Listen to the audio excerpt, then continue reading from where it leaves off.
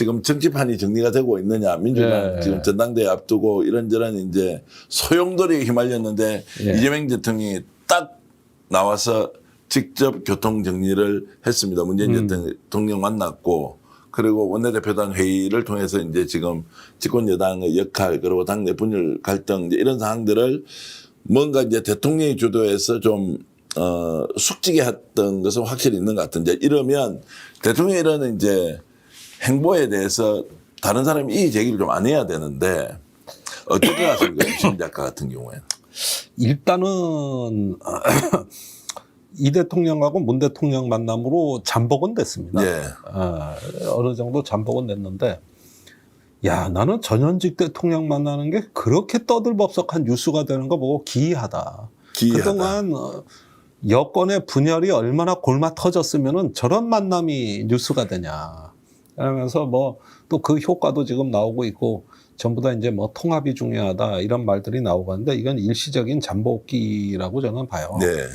그런데 언제든 재현될 소지가 농후한 게 사람들은 이런 갈등이 무슨 뭐 개혁 코아 그룹 대 뉴 이재명 이런 신구 대립 뭔가 이런 노선 갈등인 것처럼 얘기를 많이 하거든요. 그거 다 개소리입니다. 그래요? 제가 보기엔 그냥 자리 싸움이에요.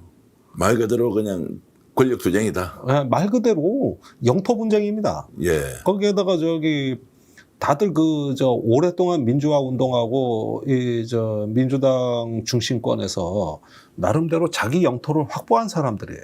자기 지지 세력들과 영토 동원 능력이 있는 이런 분들의 영향력이 있는 분들이거든요. 그런 분들끼리의 싸움이에요. 네. 그런 분들끼리의 싸움이라고 보는 거죠. 그러니까 이 싸움에 뛰어드느라고 이제 다른 공적 활동도 못 해요. 네. 뭐 무슨 재단 이사장도 뭐 자리를 내놓고 무슨 교양 강좌 이런 것도 많았을 텐데 이제 뭐 상당히 제한이 될 거고 또 뭐 여러 가지 이런 것도 아니고 그냥 이 싸움에 뛰어드느라고 다른 걸 다 희생시킨단 말이에요.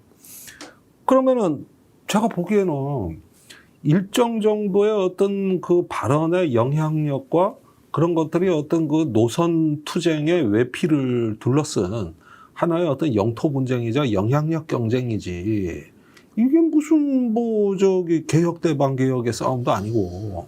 그런 면에서는 사실은 어떻게 보면 굉장히 봉건적인 어떤 그 갈등이다. 구태적 하여튼 뭐 싸움 뭐 양태다 이렇게 이제. 아니 예를 들면 옛날에 노무현 대통령 때 동교동 가신그룹이 족족이 방해를 해가지고 구민주당 세력하고 친노 386이 대립을 했잖아요.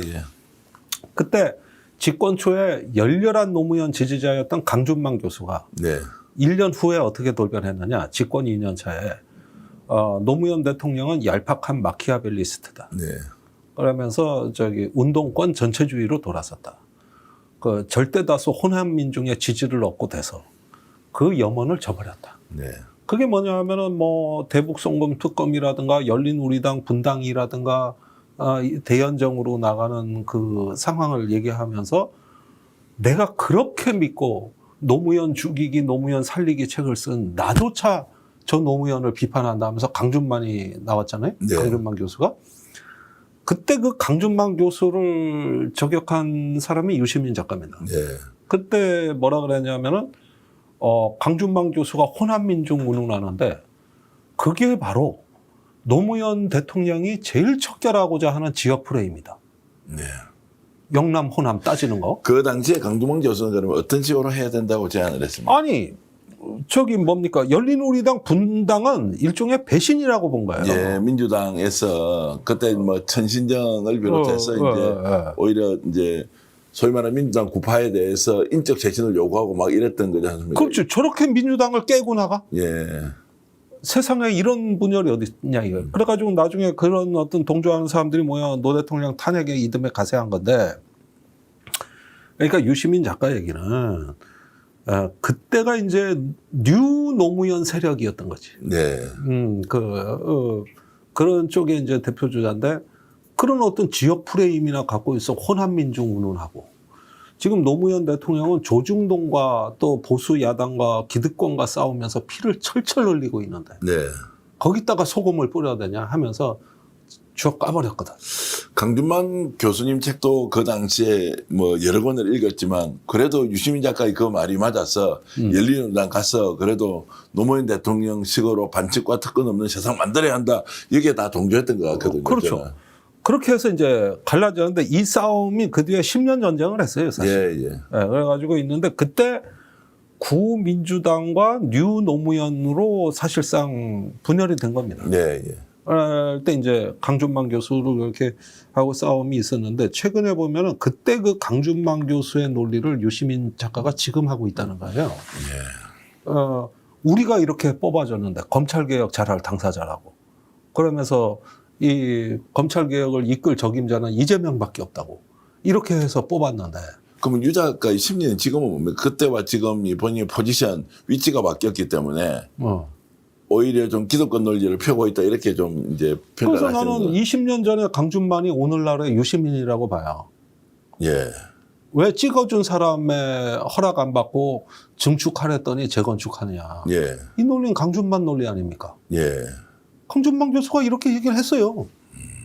안 그랬습니까? 왜 우리 호남 민중이 절대적으로 지지했는데 우리 허락 안 받고 당을 깨냐.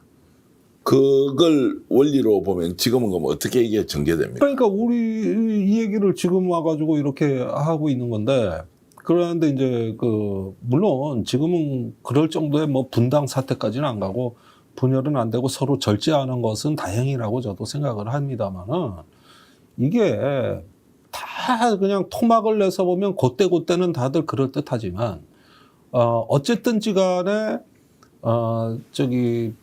그 어떤 하나의 정치인 지도자를 만들어내고 했으면은 그 지도자가 무언가 조금 잘못되면 그거는 지지해준 우리 책임이기도 한 겁니다. 네. 김용대 의원께서 이렇게 유시민 작가를 평가하니 유 작가 쪽에서는 상당히 불편할 수도 있겠다. 아니 그러니까 유 작가 두 분 다 똑똑하고 명석한 지식인 같은 근데 이게 느낌의 그러니까, 정치인인데. 그런데 이런 사실관계를 인정 안 할 수는 없는 거고 예. 다만 이제 그 의도나 어떤 선의가 있는가를 한번 봐야 되겠는데 저는 유 작가라면은 제 말에 이렇게 반박을 할 것 같아요. 왜 자꾸 달을 가리키는데 손가락 얘기만 하냐. 예. 내가 누굴 비판했다, 누굴 어쨌다 그러는데 그 비판한 내용은 검찰개혁 아니냐. 네.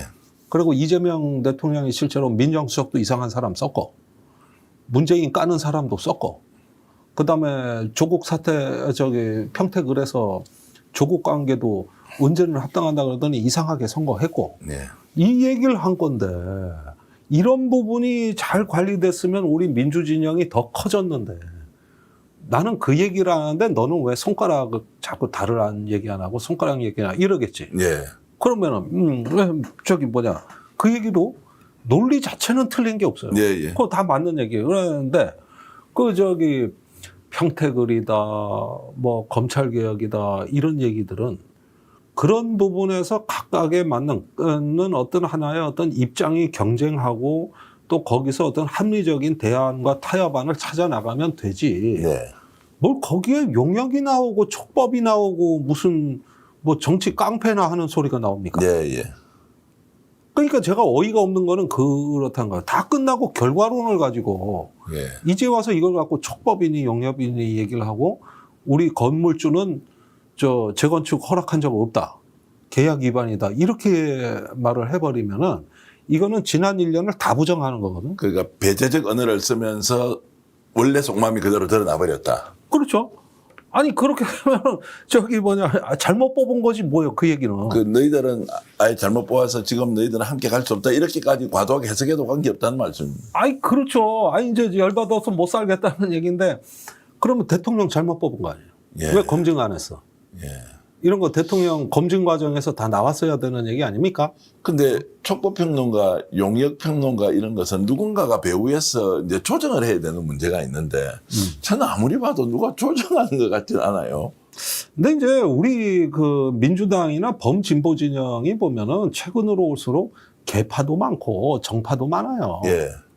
그러다 보면 자연스럽게 어떤 자기들 문화에 따라 가지고 어떤 의견들은 분화되는 것이 인지상정이고 그러는데 민주당이 통합에 대한 노력은 게을리했지. 예. 그러다 보니까 어떤 전체적인 지향과 시대 정신이 없이 그때그때 각자 도생하는 과정에서 만들어진 어떤 분열과 경쟁이라는 게 있었던 거거든요. 그 분야를 좀 다양성으로 보면 어떻습니까? 뭐 각기 이제 자기 떠들고 싶은 대로 다 떠들고 있는데 이게 집단지성이 어떤 식으로든 버무려 가지고 결론은 그래도 합리적으로 이성적으로 그러니까 나간다. 그런 부분을 되려면은 미국 민주당 보면은 왼쪽 오른쪽 날개가 각기 예. 다 상징하는 인물이 있거든요. 예. 왼쪽에는 버니 샌더스, 맘다니 예, 시장 뭐 이런 사람들이 있고 최근엔 미국의 그 민주적 사회주의자들이 대거 민주당에 입당해가지고 10만 명이 넘게 활동하더라고. 뉴욕에서는 또 아예 혁신가 그룹들이 다 기존에 있는 아니, 멤버들을 그러니까 또 이겨버리더라고요. 미국의 1, 2위 도시와 워싱턴 3개 시에서 민주사회주의자가 그러니까요. 이제 지방 권력을 먹는 예, 거예요. 엄청난 일이죠. 예, 예. 근데 이 사람들한테 모든 권력을 주질 않아요. 하나의 왼쪽 놈은 철저하게 보장해 주되 예, 예. 여전히 미국 민주당의 주류는 그 중도 보수에 네. 가깝다고 봐야 되거든요. 그래가지고 이제 그 오른쪽 날개와 왼쪽 날개를 각기 이렇게 유지해 나가고 나름대로 그런 데서 어떤 정책의 그 새로운 모색들이 일어나고 있는데 우리가 약간 좀 안일한 지성 아닌가. 네. 그냥 뭐 다들 나름대로 뭐 각자 도생을 한다 그럽니다만은 이런 것들을 하나의 어떤 전체적 균형을 달성하고 조금 통합해 나가는 데는 그건 우리가 노력이 부족했던 것 같아요. 자, 그럼 이제 생산적 논쟁이 되려면 지금 현재 유시민 작가, 뭐 김어준 공장장, 뭐 그리고 또 김종대 의원도 이제 일단 농객으로서 이런 부분에 충분히 이제 발언할 수 있는 뭐 저는 이제 역할과 권한이 있다고 생각하는데 이건 이제 어떻게 지금 좀 틀어가야 됩니까? 지금은 이제 갈등이 대통령이 나서서 사실 좀 아까 말씀하셨듯이 이제 좀 잠복된 상황까지 갔는데. 잠복됐죠. 반도체 4,500조 투자 뭐 이런 걸로 그냥 다 덮어버린 거예요. 예, 예.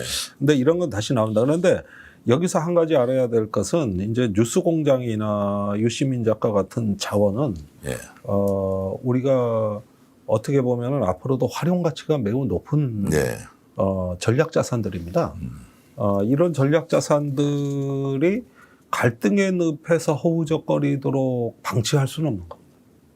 그러니까 이게 좋은 방향으로 쓰일 수 있도록 유도해주고 그런 어떤 발행과 요구 사항들을 자꾸 내서 절제하고 자중하면서 그러나 일단은 사회 대개혁을 위해서 조금 더 노력할 수 있는 이런 걸 요구하는 게 전 집단 지성이라고 봐요. 네.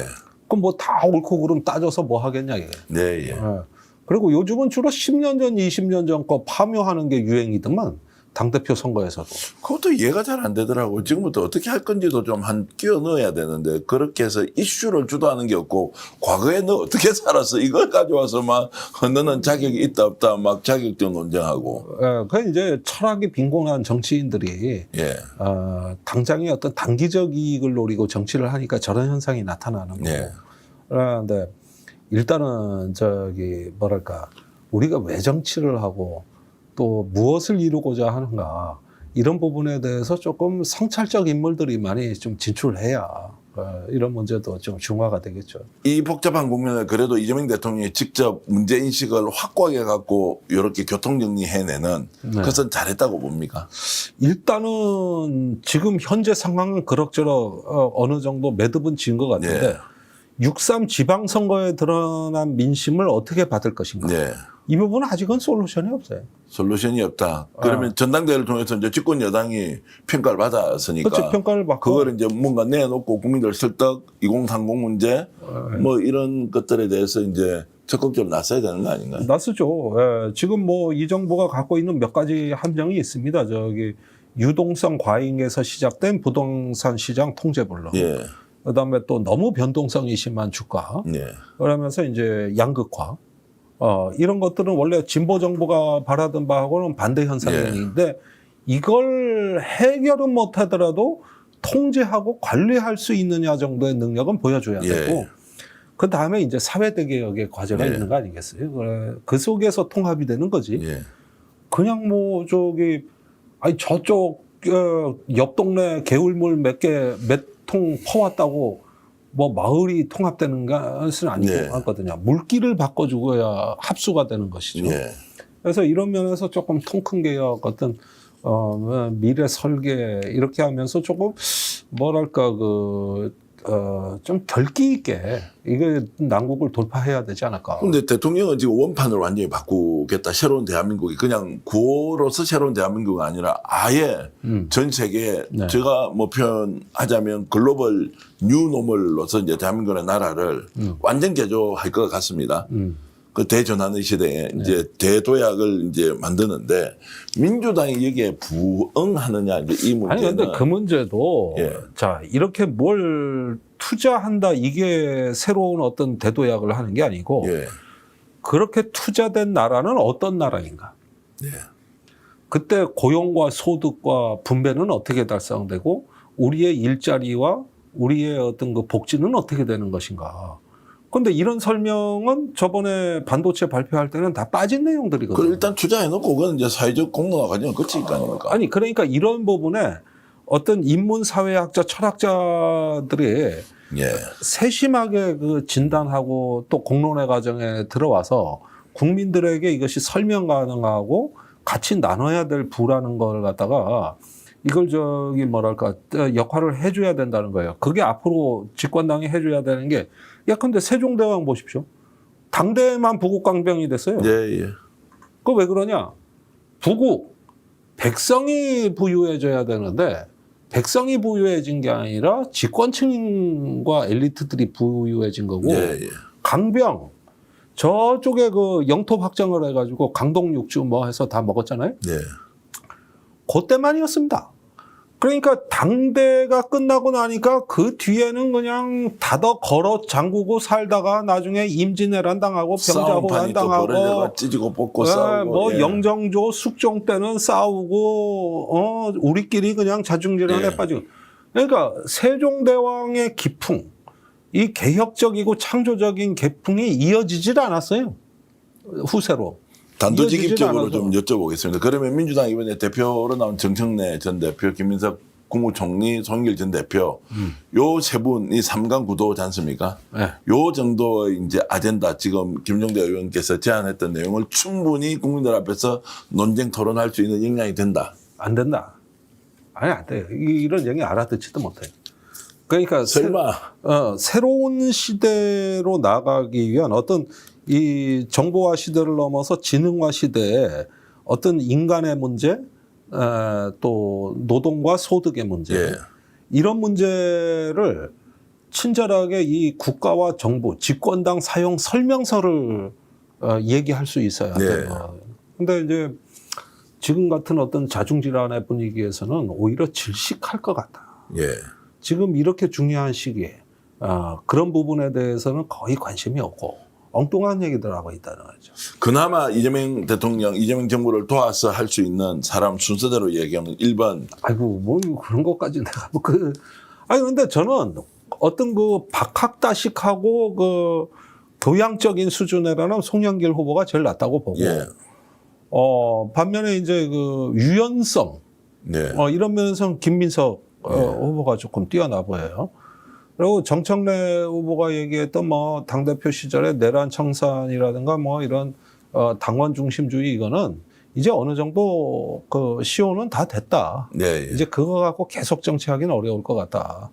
빨리 변신하시는 게 좋겠다는 자, 생각. 그러면 현실에서 늘 우리는 선택하고 살 수밖에 없지 않습니까? 답이 있어서 선택하는 것이 아니라 선택하지 않으면 답을 만들어 못 가니까 그렇게 하면 이재명 대통령 확실히 김민석 전 총리 쪽으로 마음이 많이 실려 있다 이렇게 해석은 하고 계십니까? 해석은 하고 있죠. 예. 여러모로 뭐 명심이란 게 있는 것 같다. 김민석 전 총리는 이재명 대통령의 그늘 아래에 있기 때문에 사실은 존재감을 드러내기가 어려웠을 수도 있고 실제 그런 스타일이기 때문에 지금 당대표를 맡기에는 좀 힘이 부족한 거 아니냐 스스로. 자력, 힘 뭐 이런 거 이야기입니다. 어떻습니까? 글쎄 저는 뭐 김민석 후보가 당대표가 되더라도 어떤 그 유연한 중도 통합 노선을 이야기하면서 어떤 그 부드러운 리더십을 갈 거라고 보거든요. 예.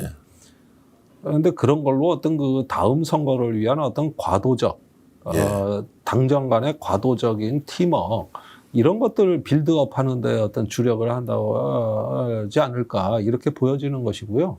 다음에 어떤 그 선거에서는 보다 어떤 그 우리의 생존 전략 또 정부와의 어떤 팀워크 이런 걸 통해서 새로운 대한민국의 네. 미래상을 만들어내야 그걸 국민들에게 설명할 수 있어야 우리는 성공할 수 있을 것 같다. 그건 김민석 대표 갖고 되는 일을 안.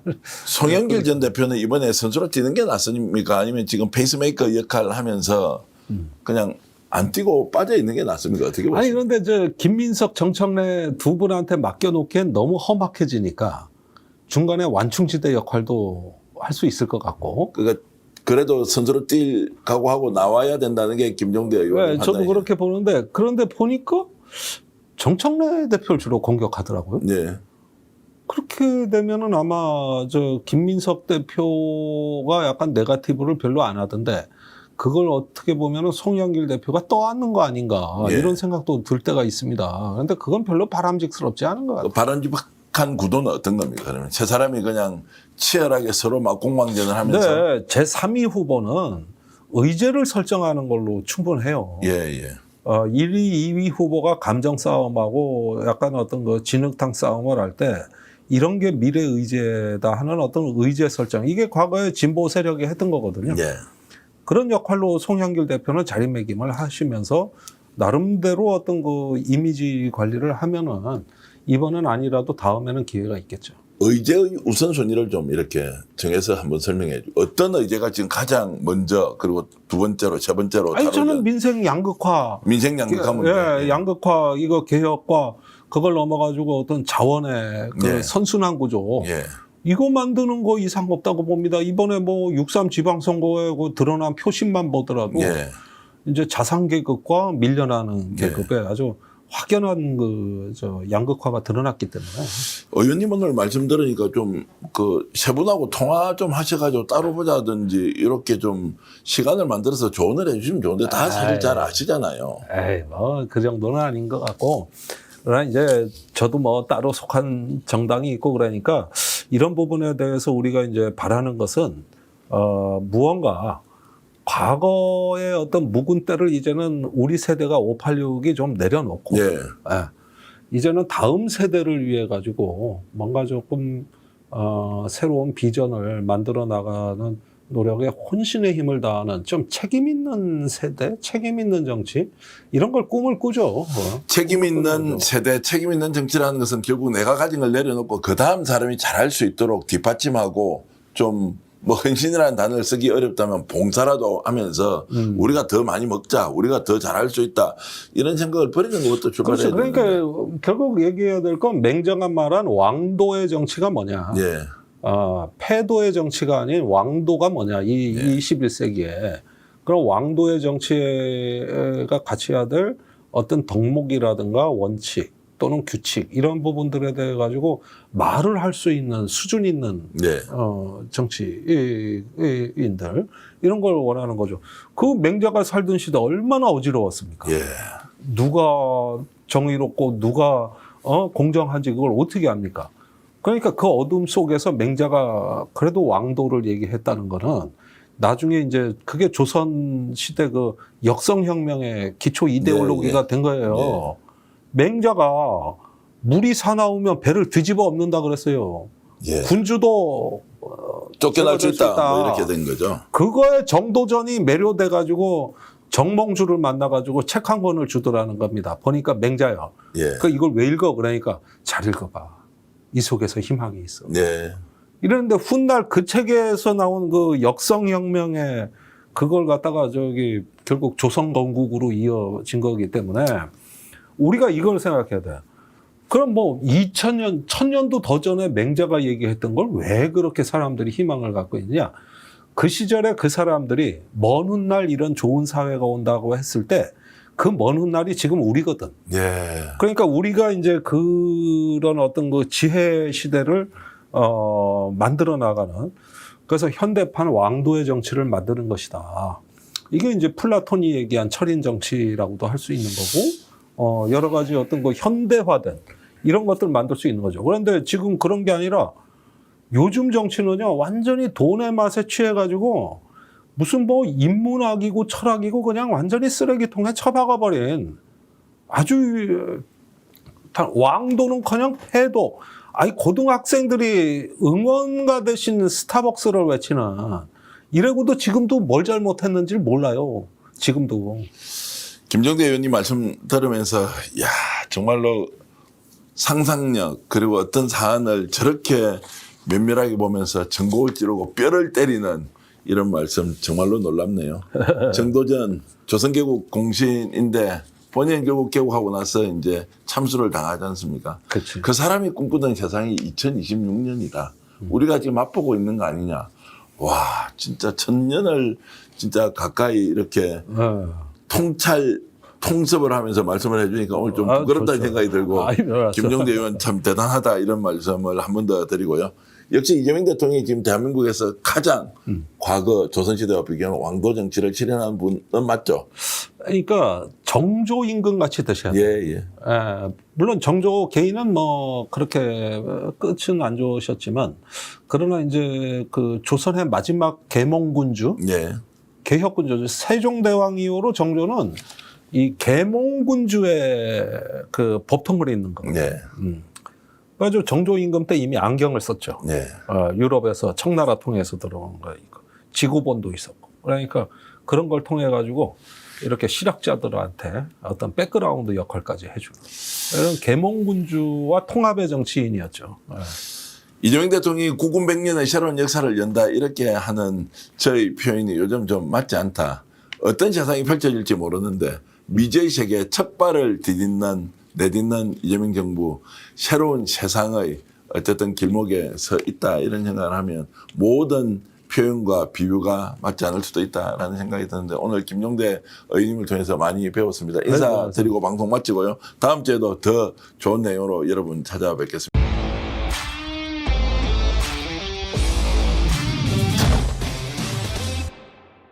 유시민 작가하고도 참 방송 많이 하셨잖아요, 교수님. 네. 요즘에 이렇게까지 유 작가가 부각되는 이유를 모르겠는데 또 김어준의 문조털레요의 털, 김어준 방송에 출연을 해서 정축을 해야지 재건축이 무슨 말이냐 하면서 이재명 대통령을 직격했다는 이야기가 나옵니다. 유시민 작가가 완전히 최전선에 나선 상황으로 보이는데 왜 이러는 걸까요? 사실 뭐 유시민 작가하고 저랑 굉장히 많이 방송도 오래 했죠. 옛날에 그러니까요. 팟캐스트 했었고 한 번 하면 그때 용어 상박이 스트리밍에 다운로드만 100만씩 가고 그랬던 와. 거예요. 스트리밍까지 합치면 막 100몇십만씩 가는 그걸 갖다 매주 했었으니까. 예. 그때 유시민하고 저하고 그다음 노회찬 작고하신 노회찬 의원하고 같이 셋이 했었는데 뭐라고 이름이 붙지 않았습니까? 그 카페 정치 카페였어요. 아, 예. 그때 제가 그냥 유시민 대놓고 앞에서 얘기를 했거든요. 내가 노회찬하고 심상정은 100% 신뢰하는데 당신은 50%만 신뢰해. 그런 측면이 있었어요, 뭔가. 그러니까 이 사람이 그 정치 윤리 이런 것보다는 굉장히 공학적인, 그러니까 음모술수 공학 뭐 이런 거 있잖아요. 예. 굉장히 능하거든요. 그래가지고 나랑 판단 기준이 다르다는 생각을 여러 번 했었어요. 이게 우리는 이제 옳고 그르다라는 거고, 그러니까 노무현 대통령도 그렇잖아요. 내가 손해 보는 한이 있더라도 예. 옳으면 해야 되는 거고, 그걸 통해서 지지를 얻는 게 올바른 정치다라는 난 그런 생각을 하는데, 이 사람은 뭐 노무현 친노라고 하는데 딱 보면 노무현 대통령하고 전혀 다른 상황이거든요. 굉장히 계산이 밝아요. 그다음에 잔머리도 많고, 그다음에 윤리적 판단보다도 굉장히 공학적 판단. 그러니까 옳고 그러다가 아니라 이게 그런 거다 하더라도 옳게 만들어야 돼. 지금은 뭐 이런 식의 사고 방식을 갖고 있어가지고 내가 좀 불신한 측면이 있었거든요. 예. 요번에 이제 그게 또 다시 드러난 건데 이 사람이 좋아하는 그 내재적 접근 방법 있잖아요. 예. 나는 이해가 안 되지만 이 사람 속으로 들어가가지고 한번 이해를 좀 해보려고 하거든요. 그 무슨 얘기냐면은 이런 거예요. 그 이를 응원했던 사람들은 이 사람들은 뭘 원했냐면 증축을 원했다라는 겁니다. 문제는 뭐냐? 우리는 민주당의 근간이야. 우리가 민주당이 아니라 건축 자체야. 그런데 그 주인이 뭡니까? 새 주인이 왔네? 예? 새 주인이 왔다라고 한다면은 우리가 있는 여기에다 위에다 한 층을 더 올리는 건 괜찮아. 그것만 하란 말이야. 증축이네. 우리 내버려야 되고 증축을 하라 그랬는데 그게 아니라 재건축을 하는 거야. 우리를 허물고 거기다 뉴 이재명이라 그래가지고 뉴 이재명이라는 벽돌로 또 다른 집을 지으려고 한다라는 겁니다. 예. 그래서 그게 문제라는 거죠. 한마디로 그래서 이것도 의도가 된 거고 그걸 누가 지도하고 있냐면 이재명이 지도하고 있다라는 겁니다. 그래서 자기가 가만히 생각해 보니까 뉴 이재명이란 말이 나왔잖아요. 뉴 이재명이란 말은 무슨 얘기냐면은 니네들은 올드 이재명이라는 거고 진짜 이재명 아니다라는 거고 뉴라 붙었다라는 건 기존의 세력들은 올드하다는 얘기잖아요. 예. 니들 물러나라. 그 명칭과 함께 문조 털레 이유에 대한 공격이 그냥 본격적으로 시작되거든요. 실제로 그랬습니다. 그 당시에 이제 김어준도 있고 또 누가 있습니까? 최욱의 매불쇼인가? 매불입니다. 이게 이제 두 개의 라인이잖아요. 두 개 그 중심축이 있다면 그게 이제 그 변두리 방송들이 있었어요. 그 변두리 방송들. 얘네들 일제히 다 들고 나가지고 때려대는 거예요. 때려대는 거고. 그러니까 유시민의 입장에서는 의심할 수밖에 없는 거죠. 얘네들이 왜 이렇게 조직적으로 움직이지? 그 전까지만 해도 친명, 친청 이런 분화 같은 게 있었다 하더라도 그렇게 뚜렷하지 않았거든요. 근데 분명하게 해서 우리를 떨어내려고 하네라는 걸 이제 깨달은 겁니다. 예. 그러다 보니까 이제 굉장히 극단적인 발언까지 이제 하게 된 겁니다. 그래서 뉴 이재명을 내세워서 조직적으로 문조 탄력을 공격하기 시작했다라는 거고, 그러니까 그걸 걔네들을 뭐라고 불러요? 얘네들을 무슨 뭐 촉법 평론가라는 거죠. 용역 평론가. 그러니까 그 밑에는 뭐냐면 이제 애들이 어리다라는 게 있는 거예요. 예. 또 하나는 뭐냐면 나 같은 사람은 발언하게 되면 바로 이제 맞잖아. 얻어맞잖아. 책임성이라는 게 있는데 쟤들 책임도 안 져 그냥 막 그러니까 촉법이다 이렇게 얘기를 해버린 거죠. 근데 이게 또 젊은 세대들일 때는 이게 저거 뭐야 완전 꼰대 아니야 이런 식의 역풍이 불 수가 있는 겁니다. 예. 지금 그 얘기고 실제로 그런 일이 벌어지는 거예요. 지금 뭐냐면 우리가 알잖아. 이번 선거를 통해서 우리가 확인했던 건 뭐냐면 드디어 586 세대가 같다는 걸 확인한 거거든요. 특히 그걸 명확하게 보여준 게 한동훈. 그 전까지만 해도 민주당의 선거 운동이 국힘에 비하면 월등히 나왔거든요. 예. 국힘 거 보면 진짜 후져서 못 빠졌잖아요. 근데 이번에 최초로 뭐예요? 민주당의 선거 운동이 후져 보였어. 한동훈에 딱 비하니까. 한동훈은 또 젊은 세대잖아요. 그들보다 10년이 젊거든요. 한국 정치가 드디어 이제 세대 교체가 시작되는구나. 이런 거였단 말이죠. 이걸 갖다 저쪽에서 하는 거예요. 지금 이재명이 이걸 하려고 하는 겁니다. 그런데 이쪽 문조 털레오는 뭡니까? 그냥 586 정치. 우리가 건물이야. 우리는 무너뜨리지 마. 거기다 니들 그냥 얹어. 이 얘기를 하는 거예요. 예. 근데 저쪽에서는 그래서는 안 된다. 다 무너뜨리고 새로 져야 된다. 홍익표는 뭐라 그러냐면 재건축 말고 재개발도 있다. 더 과격한 얘기야. 더 과격한 얘기. 예. 재개발이 있다는 얘기는 뭐냐. 다 갈아엎고 다시 짓겠다는 겁니다. 왜냐하면 차기에는 결국 세대론이라는 게 굉장히 중요해지거든요. 이미 이제 같단 말이죠. 젊은 세대가 그 자리를 차지할 텐데 여기서 지금의 옛날에 운동권 가지고는 안 된다라는 게 저쪽 생각이에요. 예. 그러니까 여기는 또 젊은 애들 있잖아요. 자리 못 들어간 애들이 또 호시탐탐 노리는 애들 얼마나 좋아. 그러니까 얘들 사용하면 얘들 그냥 물불 가리지 않고 덤벼들거든. 예. 그래서 김어준 뜯어대고 뭐 최욱 뜯어대고 그냥 유시민 뜯어대고 예. 이렇게 유시민 올 때는 저 완전 촉법들 아니야 이렇게 이런 상황이 돼버린 거죠. 예. 그다음에 또 다른 한편으로는 그런 것도 있어요. 그러니까 그쪽에서도 나름대로 뭐가 일어나고 있다. 세대 교체가 일어나고 있다라는 거죠. 그런데 문제는 뭐냐면 그 세대 교체라는 게 사실 그 세대 교체를 갖다 밀고 나가는 애들 보면 걔네들도 어차피 586이거든. 그러니까 지들끼리 밥싸움이고 밥싸움이고 그 밑에는 뭐냐면 그 지지층들을 새로운 지지층을 규합하겠다라는 거 아닙니까? 보수 예. 중도로 가는. 그런데 그게 좀 애매모호한 게 김어준이 뭐라고 얘기했냐면 이런 얘기를 하거든요. 코어 지지층이 떨어져 나간다. 코어 지지층이 떨어져 나간다. 니들 그런 식으로 하게 되면 예. 코어 지지층이 떨어져 나간다. 근데 이게 무슨 얘기냐면은 오케이. 뭐 대통령이 이 사람 저 사람 갖다 쓸 수 있는 거죠. 근데 강성 지지층들이 볼 때는 말도 안 되는 사람. 예컨대 막 문재인 공격했던 사람 막 쓰고. 예. 한찬씩. 뭐 이런 사람 막 갖다 쓰고 이런 거 마음에 안 들지. 근데 문제는 뭐냐면 지지층이거든요. 그러니까 이른바 저들이 이제 기대는 게 이른바 뭐예요? 뉴 이재명이라는 거죠. 예. 뉴 이재명 세력이란 뭐냐면 이재명 49% 받았잖아요. 그런데 그때 지지율 얼마 받았습니까? 거의 60대 후반이었잖아요. 예. 거의 20% 차이거든요. 이 20%가 새로 유입된 층이에요. 뉴 이재명이거든요. 중도 보수 성격이 있습니다. 그렇죠. 선거 때는 안 찍었는데 그 다음에 하는 걸 보고 찍는. 그러니까 이 사람들 축으로 가겠다. 그럼 중도는 우리가 완벽하게 장악해서 장기 집권으로 갈 수 있다라는 게 이제 저쪽의 생각이라는 거죠. 예. 근데 뭐냐면은 시사인에서 이제 한국 리서치를 통해서 여론조사를 했거든요. 근데 뭐냐 거기서 재밌는 게 뉴 이재명 있잖아요. 예. 이 세력들은 강성하고 완전히 달라요. 와. 성향이. 대표적인 게 뭐냐면 이재명 수사에 대한 생각을 물어봤거든요. 예. 이재명 수사가 부당했느냐 안 부당했느냐. 검찰에 의한 이재명 수사가 부당했느냐 안 부당했느냐. 심지어는 뭐냐 윤석열 검찰에 의한 이재명 수사가 부당했느냐 안 부당했느냐. 그랬더니 부당하지 않았다가 48%예요. 유이재명은요? 부당했다가 22.7%입니다. 야. 이거거든요. 그러니까 충성도가 낮아요. 잘할 땐 지지하는데 이건 아니지 하면 얼마든지 지지를 처리할 수 있는 겁니다. 반면에 그 전통적인 세력 있잖아요. 예. 이쪽은 부당했다가 68%예요. 야. 부당하지 않았다가 16%. 여기는 그냥 옳든 그르든 간에 무조건 우리는 지켜주겠다라는 거거든. 그러니까 김어준이 그 얘기를 하는 거야. 예. 여기는 봐라. 내가 데리고 있는 애들은 무조건 널 지켜주는 애야. 근데 너희들이 지금 쫓고 있는 그 헛개비들 봐라. 걔네들은 뭐라느냐. 이재명 수사 부당하지 않다? 48%야. 거의 뭐 그러니까 부당하다의 그 3배 이상입니다. 3배 이상. 3-4배예요. 예. 이런 식으로 얘네들 떨어져 나가지고 네가 정권 유지할 수 있어? 이 얘기를 지금 하고 있는 겁니다. 지금.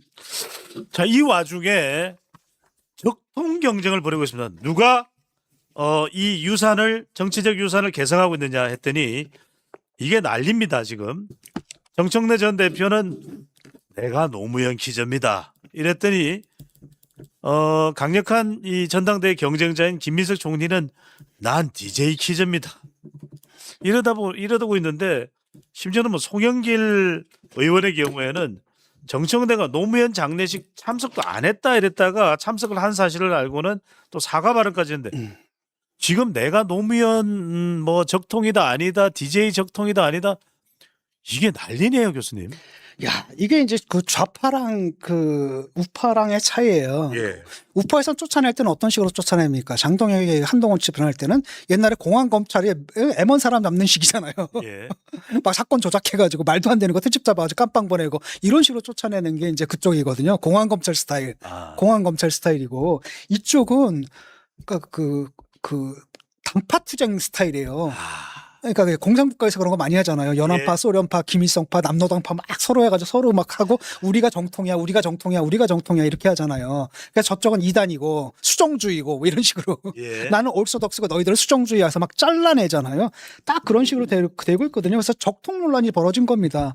이건 또 어떻게 보면 조선시대스럽기도 해요. 그러니까요. 조선시대스러운 거죠. 예성 논쟁도 아니고 심지어는 아니 장례식 가고 안 가고 그게 뭘 줘. 한마디로 그건 뭐냐면 너 조상지사에도 못 가는 놈 뭐 이런 식의 욕이라는 거란 말이죠. 근데 이건 사실은 잘못된 거고 알고 보니까 그날은 못 갔는데 외국에 있어. 예. 그래가지고 그 다음날 와서 그 장례식에 참여했다라고 하더라고요. 그러니까 이건 분명하게 송영길이 팩트 확인이 안 된 거죠. 그래서 그분은 사과를 했는데 이게 이제 의미하는 바는 뭐냐면은 이런 거예요. 정청래는 뭐냐 김대중이 있고 노무현이 있어. 그 다음에 이제 문재인이 있고 예. 거기 다음에 내가 정청래 이렇게 가는 거야. 이 라인이야. 이게 정통 라인이야 이런 예. 거거든요. 예. 이걸 쟤네들 깨는 겁니다. 네가 무슨 노무현이냐. 너 노무현 장례식도 안 왔잖아. 이걸 딱 끊어버리는 거예요. 그러다가 나중에 이제 자기가 사과를 했죠. 왔던 게 확인되니까 안 물러납니다. 그 다음에 뭐 하냐면 너 한미 FTA 반대했잖아. 노무현 대통령이 노무현 대통령이 업적 중에 하나가 한미 FTA 한 건데 네가 그걸 앞장서가지고 반대하는 거 아니야? 예. 네가 근데 친노야 말도 안 되는 놈. 그래서 이걸 얘를 갖다 호적에서 파는 겁니다. 이 호적에서. 예. 그다음에 그 자리에 누굴 집어넣는 거예요? 김민석을 집어넣는 거죠. 그래서 박지원이 뭐라 그랬습니까? 민주당의 적통은 김민석이다.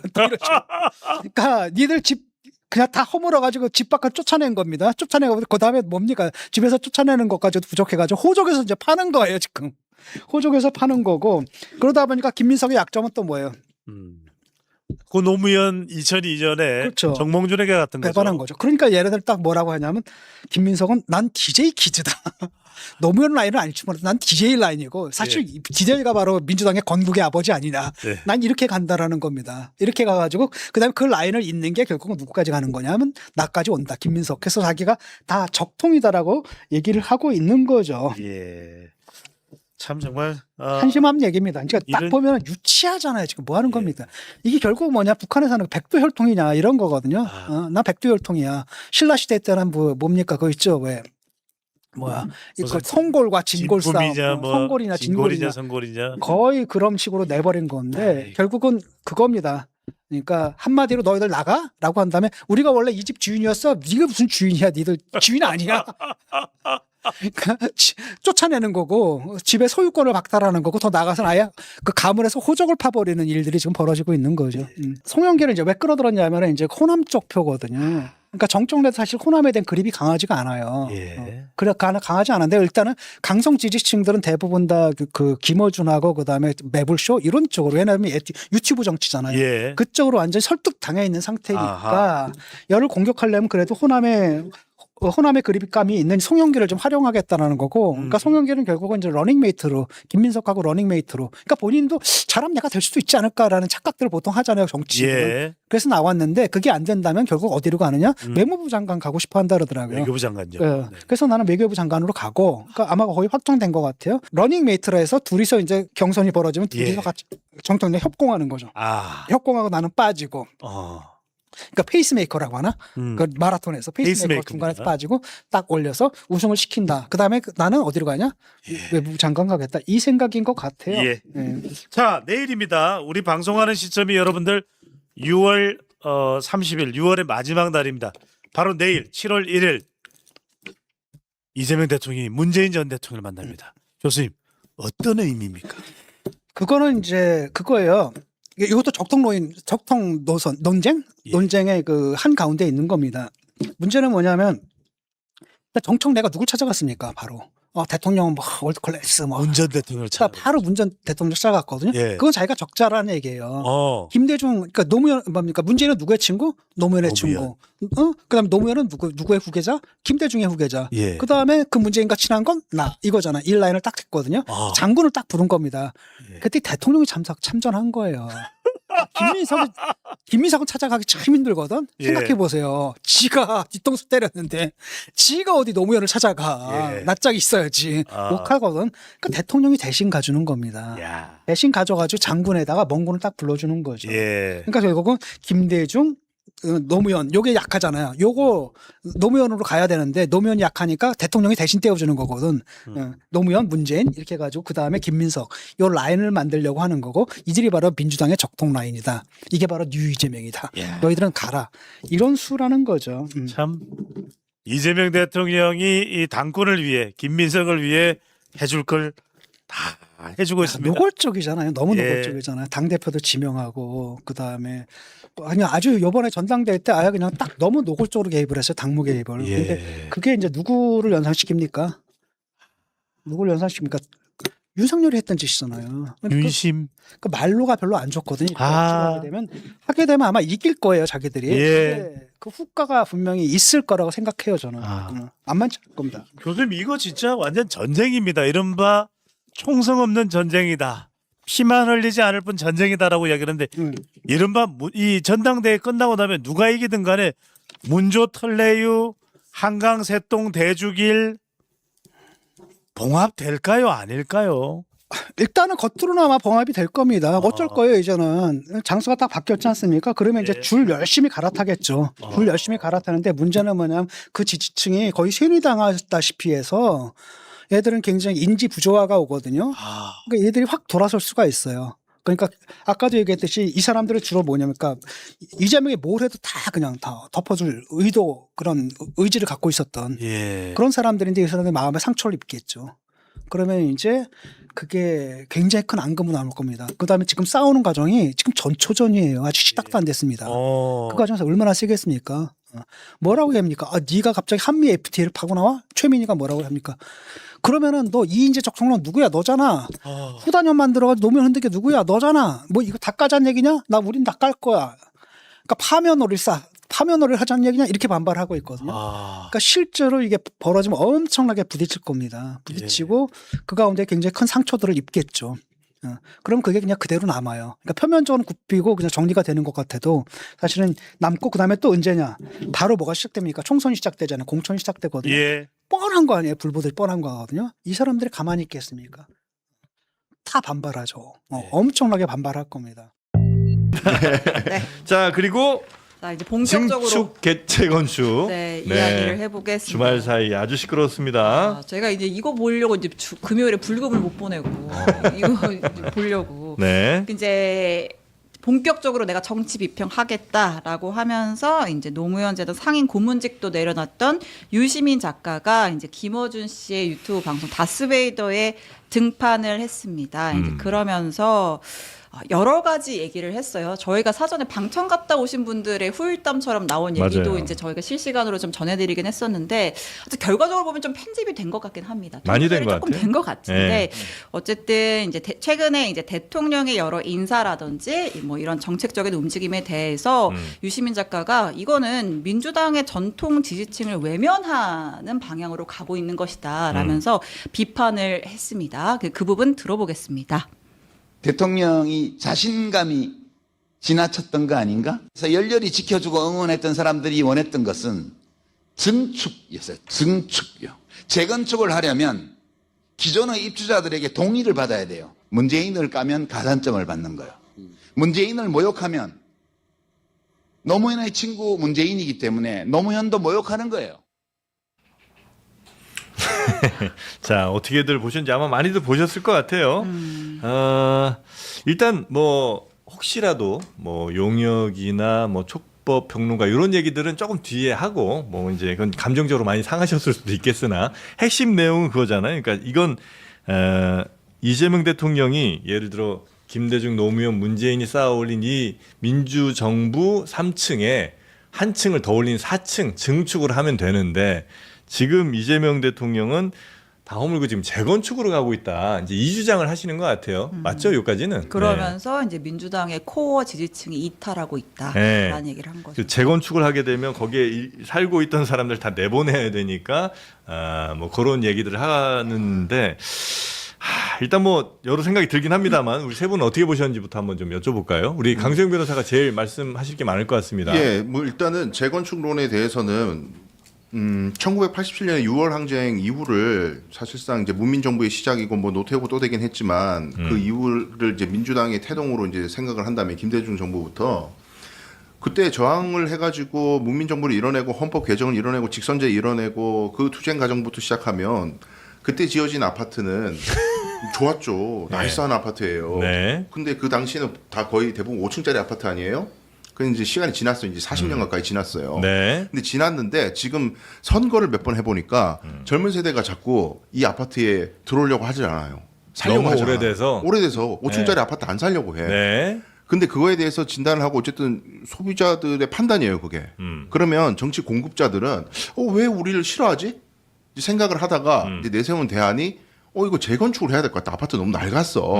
그렇게 할 수도 있고 증축을 해가지고 젊은 사람들한테 좀 오라 그러자. 6층, 네. 7층, 8층 좀 올려가지고 우리 아파트 괜찮아라고 홍보해보자. 두 가지 길 중에 저는 개인적으로 재건축이 맞다고 생각하는 거예요. 네. 왜냐하면 낡은 아파트 위에 증축을 하면 무너지니까.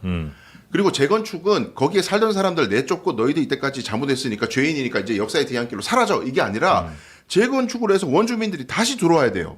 다시 들어와야 의미 있는 재건축이고 그 위에 새로운 사람들의 외연 확장이 있는 것이 정답이죠. 그걸 이재명 대통령은 해왔다고 저는 생각하고 그리고 근본적으로 김대중 대통령이나 그다음에 노무현 대통령께서 그러면 코어만 쫓고 핵심 지지층만 쫓고 가치만 지향하는 정치를 하셨느냐? 그렇지 않습니다. 인사도 항상 지지층들이 저건 좀 아닌데 왜 저쪽 사람 쓰지라는 말씀 들으셨어요. 그분들도. 그럼에도 불구하고 집권했을 때는 전체 국민들을 봐야 된다는 정치를 하셨단 말입니다. 뭐 DJP 연합부터 시작해서 방향이 그랬단 말이에요. 그래서 저도 대학교 때 노무현 대통령께서 탄핵됐을 때가 제 대학교 1학년이거든요. 탄핵 소추됐을 때가. 근데 그때 그 이후에 뭐 이라크 파병이라든지 뭐 한미 FTA라든지 이럴 때 저 막 대학생 때 무지하게 비판했어요. 어떻게 농민들을 희생하고 기업들 이익을 쫓냐? 네. 진보 정부가 어떻게 미국하고 손잡냐? 막 난리였단 말이에요. 저도. 그런데 생각해 보면 전체적인 판을 봤을 때 국민들을 봤을 때는 이게 이익이라고 판단을 하셨으니까 한 거죠. 기존 지지층들의 비판을 무릅쓰고 하신 거 아닙니까? 예, 예. 그러니까 그런 걸 봤을 때 우리 진보 진영이라고 표상되는 분들도 전체적인 판을 봤을 때 대통령의 그 방향대로 간다면 우리도 변화할 부분이 있구나. 기존 가치, 기존 세계관.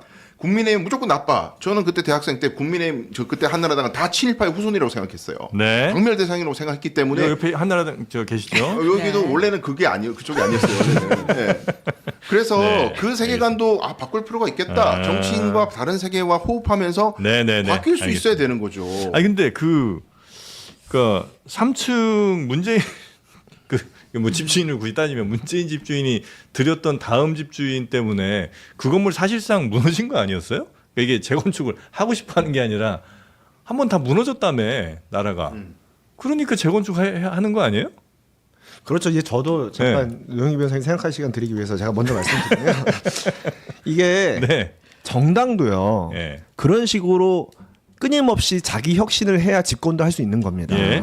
그러니까 우리가 혁신이라는 것은 우리가 창조적 파괴다 경영학에서 그렇게 얘기를 하거든요. 예. 창조적 파괴가 건축에서는 재건축이에요. 예. 그러니까 다시 설립하기 위한 파괴인 거죠. 예. 그러니까 어떻게 보면 민주당이 더 제대로 된 정당, 더 강한 정당으로 거듭나기 위해서 재건축은 전 필요한 일이라고 생각하는 창조적 거죠. 파괴인 재건축. 예, 그렇죠. 네. 그런데 그러면 증축과 재건축이 뭐가 다르냐? 유시민 작가 얘기하는 증축은 네. 거기서 살고 있던 사람들의 평수가 그대로 보장이 돼요. 거기에 새로운 사람들만 들이는 거죠. 그 위에 층을 쌓아서. 네, 추가로. 재건축은 다 허물고 새로 짓기 때문에 훨씬 더 고층으로 지을 수는 있지만 거기에 뭐 예를 들어서 건설비가 올라간다든가 여러 가지 이제 재건축 실제 이제 저는 변호사로서 해다 보면 뭐 권리가액을 산정하고 분담금 내서 뭐 하는 과정이 복잡해요. 평수가 달라질 수가 있어요. 그러니까 유시민 작가가 얘기하고 싶은 건 뭐냐면 원주민들 더 보장해라. 재건축하면 평수 줄어들 수도 있다. 내 평수 보장하거나 더 늘려줘라. 증축하면은 내 평수 최소한 보장이 되는데 왜 쓸데없이 재건축을 해가지고 이렇게 불안하게 만드느냐. 결국 네. 이 다툼의 본질이 거대하지만 한정된 권력을 두고 서로 자리 싸움하고 밖으로 싸움하는 것으로밖에 저는 안 보인다. 그 실체를 유시민 작가가 보여줬다 이렇게 생각합니다. 네. 우리 노영희 변호사님께서는 저도 이 방송에 대해서 방송을 했는데 저는 유시민 작가가 말하는 우리가 이재명에게 증축을 요구했는데 재건축을 하니까 우리 동의도 안 받아서 말이 안 된다. 이렇게 말하는 거는 잘못된 것 같아요. 우리가 증축을 요구한 적이 없어요. 우리가 증축할 것이라고 기대한 적이 없어요. 실제 지금은 민주당이 되게 성격이 바뀌는 그런 과도기적인 상황에 저는 있다고 생각을 해서 네. 이게 내부적으로 이게 변화가 이루어지는 시점인데 이 변화가 싫은 거죠. 우리는 영원히 주인이고 싶고 우리는 영원히 기득권이고 싶은데 이 당 내에서. 근데 우리의 그동안의 노고를 우리들의 그동안 했던 여러 가지 것들을 니네가 왜 자꾸 인정하지 않니? 모든 건 다 우리들을 중심으로 해서 우리들에게 물어보고 우리들에게 확인받고 이래야 되는 건데 니네들이 그렇게 안 하니까 내가 터줏대감 물었어. 난 이거는 못 받아들이겠다. 이렇게 말하는 것처럼 들려요. 네네. 그러니까 이게 바로 결과적으로는 민주당의 저는 제일 나쁜 점이 텃세라고 생각하는데 이 텃세가 사실은 되게 심해요. 민주당이 국민의힘보다 훨씬 더 심하다고 제가 알고 있는데 진짜 이 텃세의 중심 그러니까 뭐라고 하냐면 이재명 너도 우리가 임명해 준 사람일 뿐이야. 너는 우리의 본류가 아니었어. 그러니까 우리가 허락해준 사람 같은 그런 뉘앙스였죠. 그런 얘기로 그런데 우리 코어 지지층이라고 하는 사람들은 너하고 질이 달라. 너는 나중에 들어왔지. 우리는 초창기부터 이 안에서 우리들이 계속해서 해왔던 사람들이 이제 이 얘기를 계속 하고 싶었던 것 같고 네. 특히 이게 왜 문제가 되냐면 민주당은 운동권 중심의 그 선민의식을 가지고 있는 사람들이 그동안에 계속해서 이 당 내에서의 권력을 좌지우지 해왔었어요. 그게 지금까지 쭉 연결이 되었고 원래 엘리트 의식을 가지고 있던 사람들은 노무현이 사실은 받아들이기가 매우 힘들었었지만 노무현을 받아들이고 난 다음에는 노무현과 다시 이제 합쳐져 가지고 자기네가 다시 엘리트가 됐다고 생각했는데 노무현, 문재인, 이낙연으로 연결이 됐었던 거예요 원래는. 근데 여기다가 지금 처음에 문재인하고 이재명이 싸웠다는 거예요. 근데 그때는 문재인이 이겼어요 그 경선 때. 그러니까 이재명 같은 핫바리는 안 돼라고 해서 옆으로 치워놨었었는데 너무 놀랍게도 이재명이 나중에 이낙연을 이겨버린 거예요. 그러니까 이낙연 편에 있던 그 기존에 있던 그 주류들이 어떻게 우리가 이런 사람들한테 질 수가 있지부터 시작해가지고 분화가 됐어요. 그래서 나가버려 아예 못 견딘다. 또 하나는 그냥 어정쩡하게 남아있는 부류. 또 하나는 아예 친명으로 갈아탄 부류. 이 세 부류가 지금 이 안에 섞여 있는 거예요. 네. 근데 여기서 말하는 유시민 작가나 김어준 씨가 말하는 코어라고 하는 거는 어정쩡하게 섞여 있으면서 다시 한번 회귀를 꿈꾸는. 왜냐하면 이재명은 지금 후계자가 없기 때문에. 그래서 지금 저는 그게 지금 현재의 이 기득권 싸움 내지는 자기네들의 헤게모니 싸움으로 지금 여기서부터 이 고삐를 놓지 않으려고 하는 그런 마음이라고 생각해요. 벌써 이재명 다음 그러니까 포스트 이재명을 생각하는 그들은 생각하고 있다. 네, 그리고 다시 그 예전에 친문 세력들이 사실 지금 죽어 지내고 있지만 우리들의 영광을 다시 찾을 수 있도록 다시 한번 내가 발돋움할 때는 지금 타임밖에 없다 생각하는 것 같아요. 근데 문제는 문제는 그렇게 해가지고 사실 되지 않아요. 그분들이 생각하는 그 진영의 후계자는 조국. 그렇죠. 바로 그렇죠. 그거죠. 그렇죠.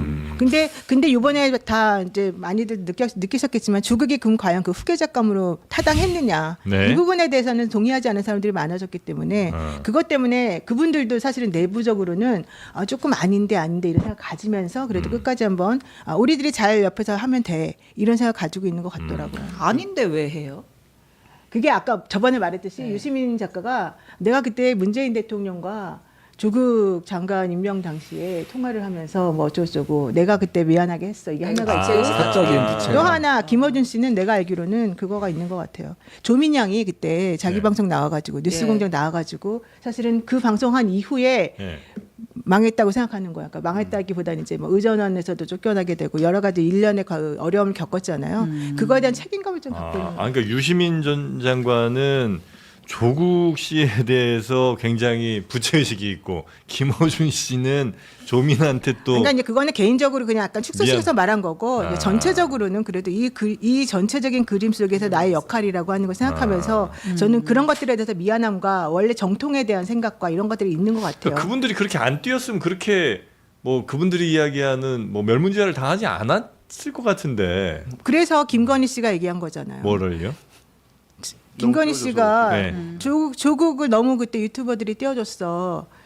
김어준 등등등이 너무 띄워줬어. 이러면서 오히려 내부 안에 적은 다 내 적은 오히려 내부에 있어. 바깥에 있는 게 아니야. 이런 말을 아주 유명한 말을 했어요. 그러니까 지금 우리는 그 위기의식이 없다는 게 가장 문제인 것 같은데 민주당이? 예, 민주당이요. 예. 그 지금 건물을 재건축을 하지 않으면 타의에 의해서 이 건물이 무너지기 직전이다. 이 건물은 우리가 허물고 새로 지으면 좋은 아파트가 생길 수 있지만 네. 그냥 철거될 위기에 있다라는 위기의식이 전혀 없는 것 같아요. 생각보다 이렇게 튼튼한 아파트 아니라는 거죠? 그렇죠. 낡아 네. 있고 몹시 낡아 있고 소비자들에게 외면받고 있다는 생각을 못 하는 거예요. 음. 그걸 지적을 하면은 우리가 어때서 과거를 몰라 여기 아파트가 얼마나 유서 깊은지 알아? 이렇게 접근하니까 20, 30대들이 다 도망가는 거예요. 근데 그 자기 진단을 전혀 하지 못하고 우리 아파트는 아주 훌륭한 사람들이 지은 거야. 사람 메시지만 자꾸 내니까 그러면 다음 정권 뺏기면 그 무슨 의미가 있냐. 지금까지 해왔던 개혁들 네. 검찰 개혁이 됐든 언론 개혁이 됐든 정권 뺏겨서 정권 주체가 바뀌고 국회가 또 다수석이 바뀌어서 법을 바꿔버리면 다 원위치 되는 거 아니에요. 왜 이리 긴 호흡을 생각하지 못하고 네. 절대로 정권이 바뀔 리가 없다고 상정하는 짓을 이해를 할 수가 없어요. 이 네. 세계관을.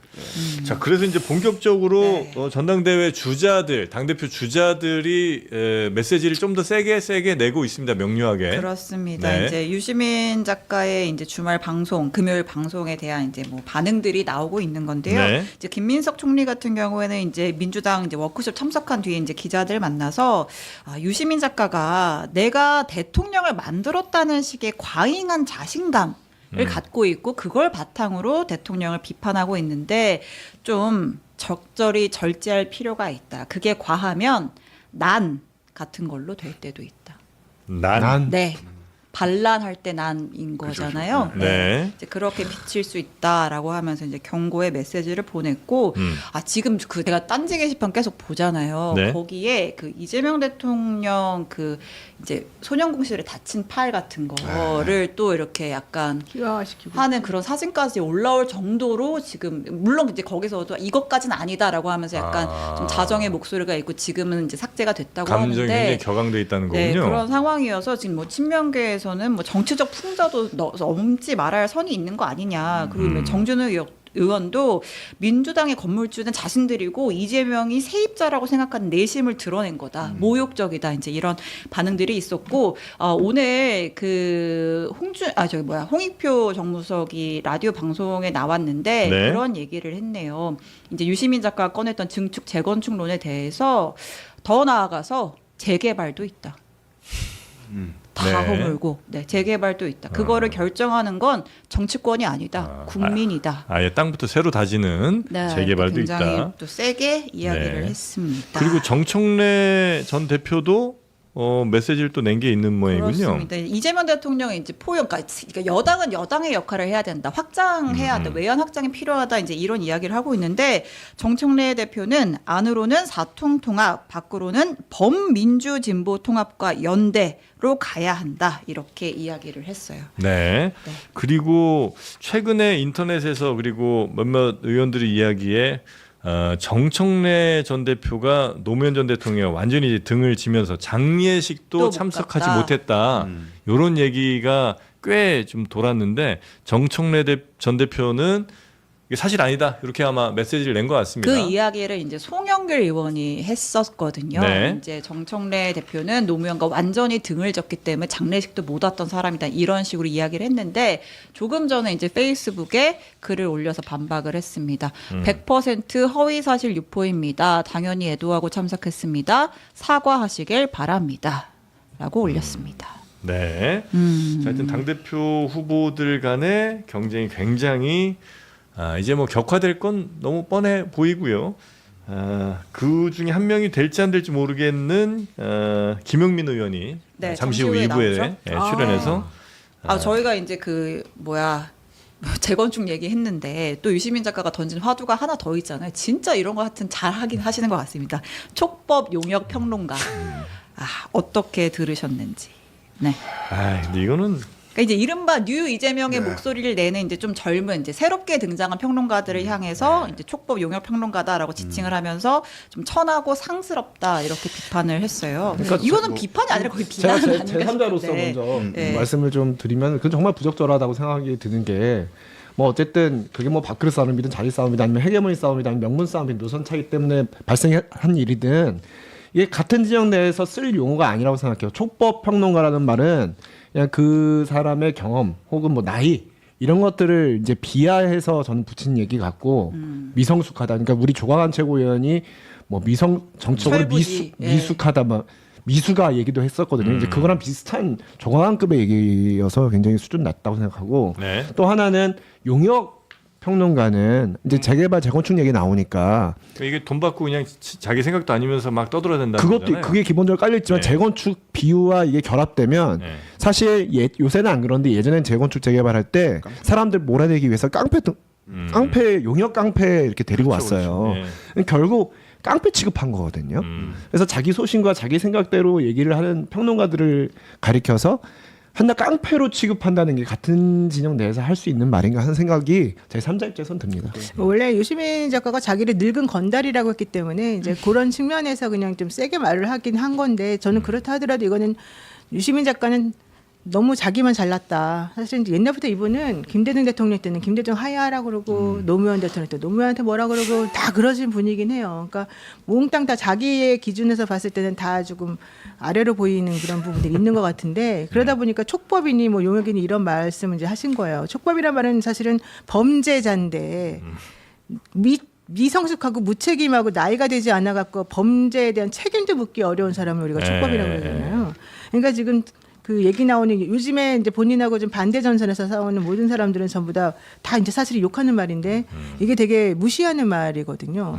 저는 기본적으로 이분이 가지고 있는 이제 시니컬함과 이런 그 잘난 척하는 그런 마음 이런 것들이 사실 다 합쳐진 거라고 생각하는데 이런 것들 때문에 사실 너무 슬퍼하거나 너무 속상해할 필요가 전혀 없다.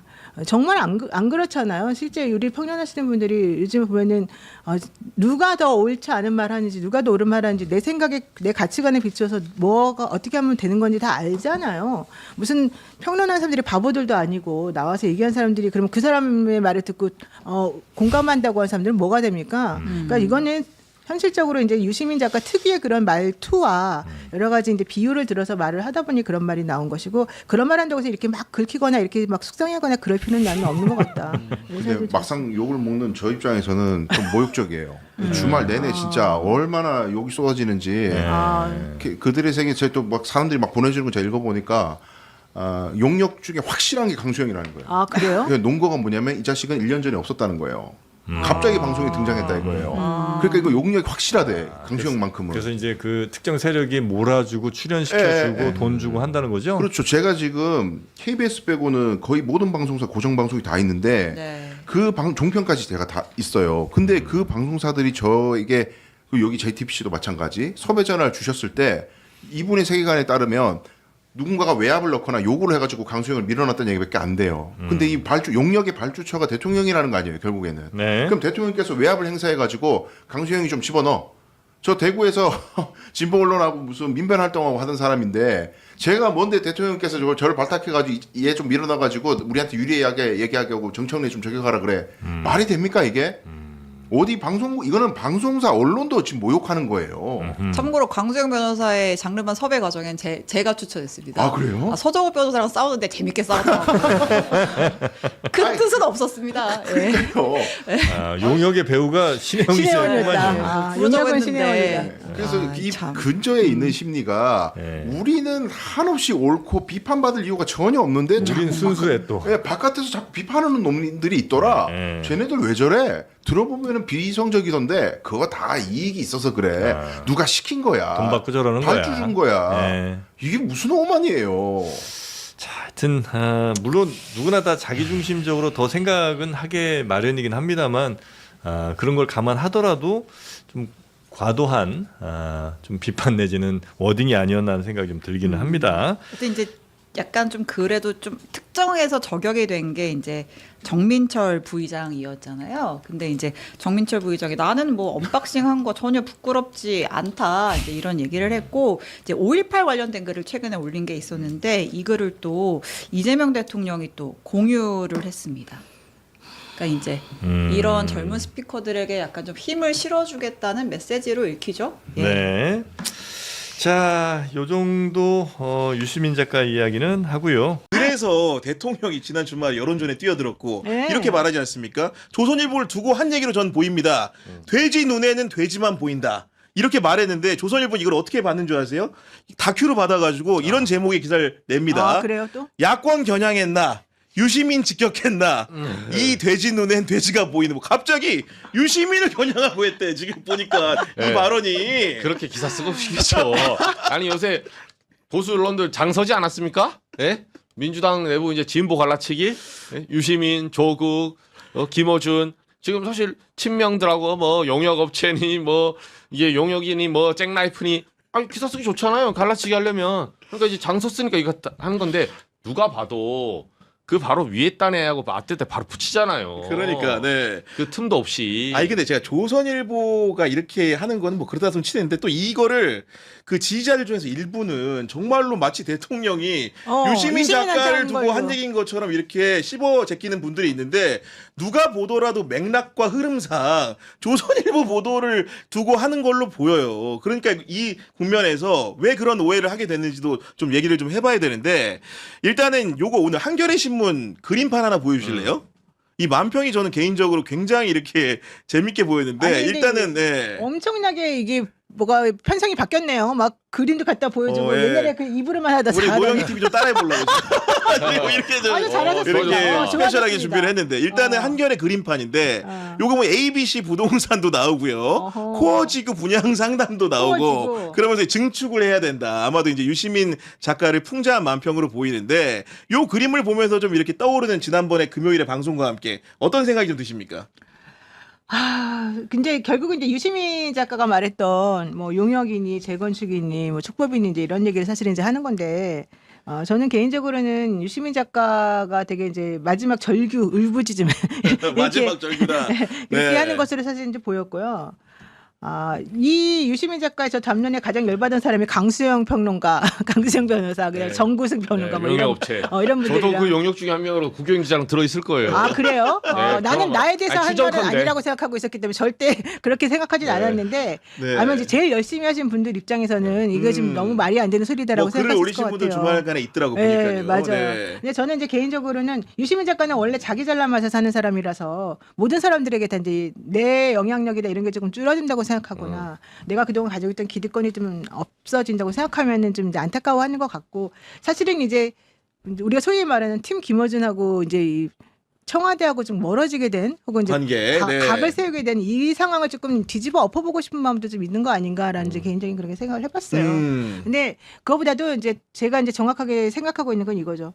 실제 민주당이 되게 제가 뭐 딴 방송에서도 말했는데 텃세가 있는 그런 곳이고. 아, 민주당에 텃세가 있는 곳이다. 그다음에 되게 선민의식이 있는 그런 정당이다. 맞아요. 네. 왜냐하면 옛날에 우리가 정말 그 청춘을 불살라서 대한민국을 위해서 우리 목숨을 다 내 던질 정도로 열심히 싸웠고 그래서 이 대한민국을 지금 내가 만들었다. 이 민주주의는 우리가 만든 것이다. 그 연대 의식이 엄청 세요. 그 연대 의식이 바로 그 학생 운동했던 우리 전대엽 잘 모르실 거야 두 분은. 내가 그 바로 그 세대거든요. 우리 87학번, 85학번 뭐 이런 사람들이 그러니까요. 그 네. 전대엽 그 임종석 그 실장부터 이인영, 시작해가지고 뭐 쭉 내려오는 계보들. 그 계보들이 사실은 엄청나요. 지금도 이제 민주당은 그 사람들이 가장 힘이 센 사람들이야. 아, 지금도 국회의원 하신 분들 많죠. 그러니까, 네. 그러니까 친문 세력이라고 하는 사람들 다 이제 그 사람들이에요 기본적으로. 근데 여기에 한번 노무현이라는 사람을 이제 받아들이는 데서 한번 이제 난리가 났었죠. 그래서 노무현이 한번 이제 튕겨져 나갔다가 다시 이제 합쳐지면서 결국은 노무현도 이제 체화가 돼버린 것이고 노무현이라는 사람은 이제 친노무현 성향을 가진 사람들이 이제 다 우리 편이야 이러고서 여기까지 왔잖아. 근데 그게 벌써 20년 전의 얘기고. 그러다 보니까 이번에는 이재명이라는 사람이 이제 새로 들어왔는데 이재명이라는 사람은 이제 자기네가 못 받아들이는 거지. 게다가 이재명이 들어와도 좋은데 이재명이가 자기네 자리를 다 뺏어가는 것 같은 거지. 그러니까 이제 여기서 정확한 진단이다. 예, 그러니까 여기에서 이 사람들은 안 되는데 우리가 빨리 이 자리를 다시 찾아야 되는데 과거 영광을 찾아야 되는데 이 생각에 저는 매몰돼 있었다고 생각을 하고 그래서 우리만 잘났어. 우리만 이 대한민국의 민주주의를 위해서 노력한 사람이야. 이 마음가짐이 지금까지 저는 연결돼 왔다고 그러니까 봐요. 유시민 작가가 한 말이 이거잖아요. 재건축을 하려면 원주민의. 기존 입주자의 동의를 받아야 한다. 그 기존 입주자에 관련 얘기를 역사성 있게 지금 그래서 바로 그게 이제 해주신 거잖아요. 친문 지금. 세력들이 사실은 자기네들이라고 생각하고 특히 지금이 왜 타임이라고 생각하냐면 이재명은 족보도 없는 놈인데 갑자기 나타났다. 그다음에 이재명은 지금 후계자가 아직 없어. 지금 이재명의 친명이라고 하는 사람들이 지금 아직은 제대로 자리를 못 잡았어. 그러니까 우리가 지난번에 이낙연 때문에 이제 좀 삐끗해가지고 쫓겨났던 이 사람들 다시 불러 모아가지고 다시 우리가 다시 좀 찾아야 돼. 전 이 얘기를 지금 하는 거라고 생각해요. 정말로 그런 속마음을 갖고 있다고 한다면은 분통이 터집니다. 이정주 기자. 아니, 저는 인상 비평도 인상 비평인데 그 유 작가에게 한번 물어보고 싶어요, 진짜로. 제 개인적으로. 아니, 이 얘기를 하더라고요. 본인이 문제의식을 느낀 게 이제 작년이죠. 작년 이제 중순부터래요. 쭉 보는데 이제 출범 와서 지선 전에 조국 혁신당과 통합 1월 22일이죠. 올해. 통합을 이제 발표했는데 통합이 안 된 거예요. 안 됐지. 아니, 본인 생각엔 통합이 돼야 되는데. 그리고 평택을 해 갑자기 김용남 전 의원이 공천이 됐다. 이 두 가지의 문제의식으로 이게 왜 이러지? 이게 뭔가 좀 이상한 게 지금 벌어지고 있는데 합당도 해야 되고 조국 대표가 평택을 해 나가면 민주당이 예를 들면 무공천해야 되는데 공천도 안 해? 죽이려고 하네? 이게 문제의식이라 생각하거든요. 저는 그 문제의식에 문제가 있다고 생각을 해요. 왜냐하면 좀 야박하게 들 수 있는데 조국혁신당 있잖아요. 조국혁신당하고 민주당하고 객관적으로 합당해야 되는 게 그게 헌법이에요. 그러면? 합당해야 될 이유는 뭡니까? 그러니까 합당은 각 당의 트레이드오프라는 거예요. 내가 이득이 되면 하고 안 하면 마는 거지. 뭐 그렇겠죠, 당연히. 네. 합당이란 게 의무가 아니에요. 왜냐? 제가 이 얘기를 똑같이 하는 이유도 조국 대표 작년에 8월 15일 날 사면복권 됐잖아요. 나와가지고 10월 달에 조선일보 인터뷰합니다. 10월 13일인가. 거기서 제가 한 번 말했잖아요. 본인이 말해요. 차별금지법, 중대선거구제 이런 거를 자기 당은 그걸 추진하려고 테마로 잡고 있는데 민주당은 아니잖냐. 정당 민주주의. 조국혁신당만이 할 수 있는 이 색깔이 있는데 민주당은 아니니까 여기다가 무턱대고 합당하면 안 된다. 10월 달에 합당 거부했잖아요. 유 작가님 왜 그때 가만히 있었어요? 그때 조국당이 합당 안 한다 할 때는 가만히 있었잖아요. 그럼 그때도 합당하라고 해야지. 그런 거 아니야. 너 작은 당이 네 거 내세울 게 아니야. 민주당과 한 뿌니까 합당해. 그러지. 그때는 조국혁신당 잘 나갈 때는 가만히 있습니다. 그러다가 조국혁신당이 3%가 됐어. 지지율이 3%가 됐지. 올해 1월에. 그러니까 갑자기 조국혁신당이 합당하려고 정청래 대표가 제안했죠. 조국혁신당도 마음이 있어 보였고 보니까 뭐 추정컨대 안 한다고 말 안 했고 단칼에 자르지 않았거든요. 그러니까 하다가 나는 실패했잖아요. 민주당 내부에서 반대해가지고. 그때는 이걸 가지고 엄청 비난합니다. 왜 조국혁신당 합당 안 하냐. 아니 민주당 입장에서 3% 정당하고 뭘 합니까? 3%가 됐다는 거는 이미지가 안 좋아졌다는 거거든요. 그 중에 하나가 제가 몇 번 말하면 짧게 말하면 광미정 전 대변인 피해봤던 성비위 사건, 갑질 사건 있었잖아요. 작년 9월에 2025년 9월에 광미정 전 대변인 탈당하면서. 근데 유시민 작가는 그 사이에 이러한 일들에 대해서는 그냥 사람들에게 민주당 지지자들에게 자 봐. 원래 진보 진영 한 뿔이야. 근데 민주당에 있는 유 이재명들이 지 자리 뺏길까봐 조국혁신당 밀어내네? 이렇게 얘네가 욕심쟁이고 나쁜 놈들이야. 용역 평론가들 이용해서 진짜 정통 있고 적통성 있는 조국혁신당 원래 한 식구인데 밀어내고 있잖아. 얘네는 B야 B. 이득을 위해서. 그게 아니죠. 그 전에 중간에 있는 사건을 설명을 해줘야죠. 성비 사건 해결 안 하고 2차 가해하고 지금도 아직도 피해자들이 반발하고 있어요. 유시민 작가? 저는 제가 몇 번 얘기해서 짧게 마지막 말하면 저는 그게 좋든 싫든 아니든 부인이든 간에 유 작가님 제발 말씀을 하세요. 이 성비 사건을 어떻게 생각을 하는지. 최강욱 의원은 전 의원은 그거 갖고 말했다가 징계 먹었어요. 2차 가해 해가지고. 유 작가님 2차 가해를 하든 안 하든 자신의 입장을 얘기를 하시라고요. 근데 이런 얘기 쏙 빼고 얘기합니다. 그러면 김어준 방송 듣는 사람들은 조국혁신당의 성비 사건 어떻게 된지도 모르죠. 그거 어떻게 흘러간지도 몰라. 왜? 김어준도 한 번도 안 물어보거든. 그렇게 말씀해 주신 거고. 네. 저는 이렇게 생각해요. 저는 정청래 대표가 사실은 마음이 왔다 갔다 했다고 생각해요. 정청래 대표가 정말로 조국혁신당하고 합당할 마음이 있었으면 합당 의제를 그렇게 꺼내면 어떤 사람도 그 상황에서 합당할 수 있는 그걸 못 만들어요. 그거를 정청래 대표가 정치를 뭐 처음 한 사람도 아니고 그걸 몰랐을까요? 저는 정청래 대표는 그냥 던지고 그렇죠. 합당해달라고 한 요청이 있으니까 사실은 던지고 자기는 별로 썩 내키지 않았기 때문에 그 의자를 싹 던져놓고 자기는 빠졌던 거예요. 그게 합리적 추론이에요. 네, 그래가지고 사실은 자기는 별로 썩 원하지도 않았던 거야. 근데 이제 점점 흐름을 딱 보니까 약간 전선이 그어지고 자기는 원래 편이 별로 없었었는데 이쪽 편이 자기랑 이제 막 뭔가 좀 연결을 네. 좀 해주려고 하니까 조국혁신당하고 이제 같이 뭔가 좀 해볼까 생각했던 것 같아. 내 개인적인 생각. 그냥 이거 나의 판단이에요. 주관적인 판단입니다. 이거는. 시장이니까. 네.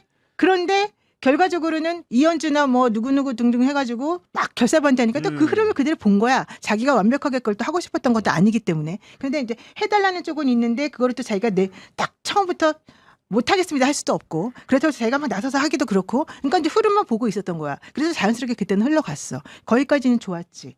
근데 그 다음에 이제 평택 의뢰 선거를 이제 치르게 됐는데 공천 누가 했어요? 그거 정청래 대표가 한 거예요. 당대표 직인 찍고 그거 나와요. 자기가 한 이거 필요 거예요. 없어요, 그거는. 근데 그걸 갑자기 뭐 최고위원이 했다는 등 이런 식으로 자꾸 이제 말을 바꿨지만 그거는 전혀 그건 사실이 당대표로 아니고 와야지. 실제는 정청래 대표가 한 거예요. 정청래 대표 왜 했어요? 조국 대표가 꼭 돼야 된다고 생각한 것도 아니에요. 이 사람은 또 던진 거예요. 여기서 살아 돌아오면 좋고 아니면 말고 이거야. 나는 정청래 대표가 완벽하게 조국혁신당하고 같이 뭐 짝짝꿍이 됐다거나 이렇게 보지도 않아요. 그러다가 자기하고 반대되는 전선이 대통령을 중심으로 해서 이 친석계라고 불리는 사람들이 이제 모인 그거지니까, 거야. 네. 그러니까 아 나는 당대표 보니까 너무 좋은데 당대표 내놓기 싫은데 내가 당대표를 해야지 앞으로 계속해서 이 공천권도 쥐고 의원들도 나의 그거가 될 것 같은데 난 그렇게 했다고 생각해. 그래서 자기가 또 여기서 살짝 또 빠져. 자기가 공천해놓고 자기가 또 열심히 하지도 않아. 그러니까 알아서 자기들끼리 막 싸우게 만들어. 나는 그게 정청래 대표의 솔직한 심정이었다고 생각해. 지금도 마찬가지예요. 지금도요. 그러면은 유시민 작가나 뭐 김어준이나 이런 사람들이 정청래는 우리 편이냐 무조건 이렇게 하지도 않아. 그렇죠. 정청래 대표는 사실은 이 겸손은 힘들다 여기 자주 나오시기는 하지만 그래도 완벽하게 그 사람들 동화가는 사람도 아니거든. 그러니까 동화된 사람이 있고 아닌 사람이 있어. 우리가 뭐 문조털레이라고 이렇게 막 일간에서 네. 말하지만 전혀 그렇지 않고 그렇죠. 또 하나 웃기지 않아요. 제일 정확한 거는 문은 여기서 빠지고 싶어해. 지금 문재인 대통령에서 완전히 빠지고 싶어하고 특히 정청래나 엮이고 싶어하지 않아. 그래서 문재인 대통령하고 이재명 대통령하고 이번 7월 1일에 만나고 네네. 나면 분명히 문재인 대통령 거기서 선을 그을 가능성이 높습니다. 거의 이틀 뒤죠. 이제 얼마 안 남았고. 그렇게 되면 결국에는 네. 김어준 팀도 나는 바뀐다고 생각해요. 지금 이 사이에 많은 분들이 우리 애청자들이 글 남겨주고 계신데 해피님 같은 경우에는 유시민이 이재명 대통령님을 우습게 봤길래 저럴까요? 넌 여기까지야 라고 뇌피셜 돌리는 거 보고 기절할 뻔했습니다. 이런 류의 사람이 진보라는 이름으로 평론을 하다니요 이렇게 말씀해 주셨고 토마토님은 지금의 유시민은 지켜야 할 정상세포가 아니라 세대교체를 위해 역사의 뒤안길로 사라져야 할 노화된 세포입니다. 이런 의견 주셨고요. 양평고속도로님은 그놈의 진영 논리 지긋지긋합니다. 검찰개혁, 국회개혁부터 하세요. 나란 일을 하는데 좌우가 왜 필요합니까? 이런 쓴소리 해주셨고 돌고래님은 이정주 기자님은 경향에서 제일 열심히 하세요.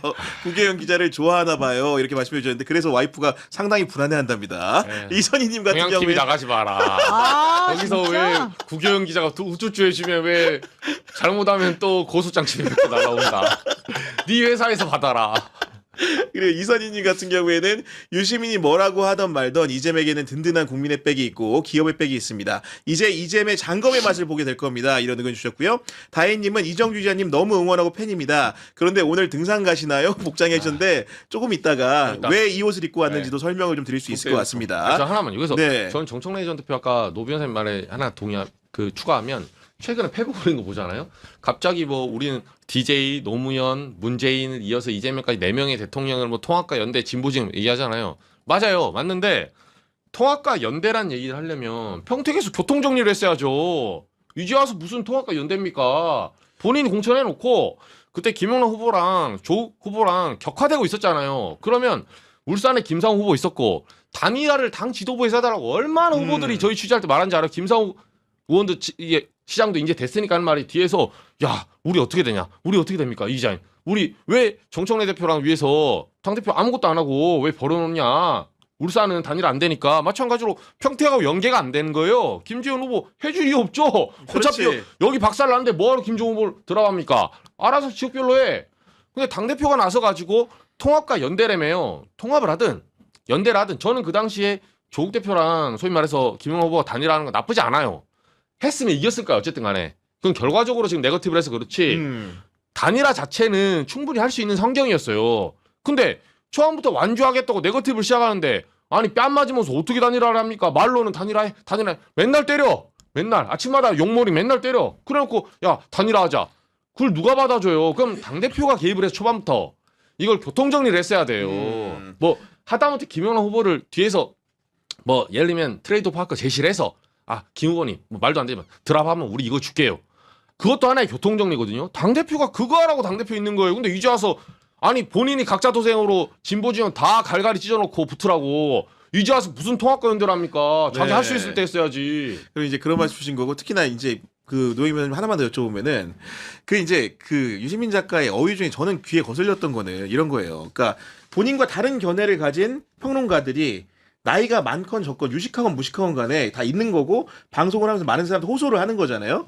근데 그런 사람들을 상대로 해가지고 용역이나 촉법 같은 표현을 사용한다거나 아니면은 심지어는 이거를 토론하자는 얘기를 사회 병리 현상을 취급하면서 자가 면역 질환 이런 얘기 하는 게 어떻게 보면 깔보고 있다는 본인의 인식 체계를 보여주는 것 같아서 그 부분이 많이 사실 좀 분노가 됐거든요. 사실 그렇죠. 용역 평론가라는 건 뭡니까? 실제 자신의 가치관이나 생각하는 바는 없이 누가 시키는 대로 읽어준다는 거 아니야 지금. 누가 오더 내려가지고 그 오더에 맞춰가지고 자기가 뭔가 이런저런 논리를 만들어낸다는 거죠. 그거 변호사야 그거는 용역 평론가가 아니야. 변호사들이 그렇게 하는 거야. 돈 주면 하거든 우리 그냥. 돈 주면은 A라고 했다가도 B라고 했다가도 원래 그게 직업이에요. 그런 건 내가 잘하지. 근데 사실 평론하고 변호라는 거지 용역 평론가는 멸시하는 거잖아요. 그러니까 용역 평론가라고 하면 안 돼요. 촉법은 더 나빠. 촉법은 더 나쁘지. 범죄자인데도 불구하고 아예 범죄를 저질렀음에도 불구하고 책임질 능력이 안 되니까 너는 그래서 넌 그냥 봐준다 이거 아니야 지금. 그게 안 돼. 촉법이잖아. 그러니까 그거는 매우 부적절한 말이고 되게 아까 말하는 것처럼 유시민 작가가 원래 옛날부터 좀 오만하고 교만하고 자기가 이제 제일 잘나서 그런 말이 있는데 그거 그 사람의 좀 특성이기도 하니까 난 그거 가지고 뭐라고 할 생각은 없는데 어쨌든 그거에 너무 긁힐 필요도 없다. 뭐 저 사람이 저런 말 한다고 우리가 그런 사람이 되는 건 아니니까. 이제는 좀 약간 그런 분위기 솔직히 좀 슬슬 있는 것 같아. 저는 그 얘기를 계속해서 하고 다녀요. 왜냐하면 저는 그분이 그 말했다고 내가 그 용역이나 촉법에 들어간다고 생각하지 않고 솔직히 뭐 그렇게 아니겠지. 설마 나한테 그랬겠어? 그건 모릅니다. 그건 모릅니다 지금. 무슨 십본지를. 어쨌든 나는 나한테 그랬을 리는 없다고 생각하고 그 누구도 나한테 그런 말 했을 거라 생각하지는 않더라고. 근데 어쨌든 그런 건 이제 젊은 요즘에 이제 제일 이렇게 떠오르는 그 언박싱 하신 몇 분 있잖아요. 이제 그런 분들을 타겟으로 했겠지. 왜냐면 자기가 보기에는 좀 되게 약간 핫바리처럼 보일 거 아니에요. 이제 그래서 그런 가능성이 좀 있는데 그래도 이제는 그러면 안 된다. 우리가 나이도 먹었고 이 상황을 정확히 이해하시는 입장에서 그러시면 안 될 것 같아요. 노 변호사님은 후에 방송이 있어가지고 먼저 보내드리고 이정주 기자는 마저 이야기 나눠보도록 하겠습니다. 변호사님 다음에 또 뵐게요. 고맙습니다. 인사하고 갈게요. 안녕히 계세요. 고맙습니다. 그 마저 좀 이렇게 이야기를 이어가 보면은 아까 선물 언박싱 얘기를 했는데 요 부분에서는 제가 좀 약간 보다가 실소가 터져 나왔거든요. 청와대 선물 언박싱 그러니까 유치찬란한 것처럼 얘기를 했는데 실제로 본인 상황이 어떠했는지를 좀 이렇게 그때 이번의 말과 지난번의 말을 비교해서 보이는 영상부터 한번 보여드리고 그렇죠. 얘기를 마저 나눠보도록 하겠습니다. 보여주시기 바랍니다. 재건축을 하려고 했던 것 같아요. 재건축을 하려면 기존에 있는 건물을 헐어야 돼요. 그래서 아까 제가 말씀드린 비평 공론장에 철거 전문을 투입했다. 용역을 엄청 썼다는 거예요. 제가 생각하기에는. 그 영역들 중에는 너무 급하게 모으다 보니까 예, 촉법 평론가들도 들어오게 된 거고 이 촉법들이 문제 틀레이를 막 하고 그리고 청와대에서 받은 선물을 언박싱하는 사진을 SNS에 막 올리잖아요. 네, 언박싱이 나오죠. 무난하고 상스러워요. 근데 두 분은 받으셨어요? 저는 문 대통령한테는 못 받고요. 저는 받았죠. 선물 내용이 어떻게 되는 겁니까? 얇고 납작한 박스에 청와대 문양 위에 있는 8번 선물이더라고요. 쌀은 경기도 거고 자선 강원도 거고 청태는 경상도 거고 그러면 충청도 풍미 전라도 이렇게 해서 나름 5대 번역으로 이렇게 해서 모았더라고요. 그것도 뭐 아마 김영란법을 좀 의식해서 양이 이만큼씩 진짜 야, 세세하다 설명이. 예, 아주 그냥. 예.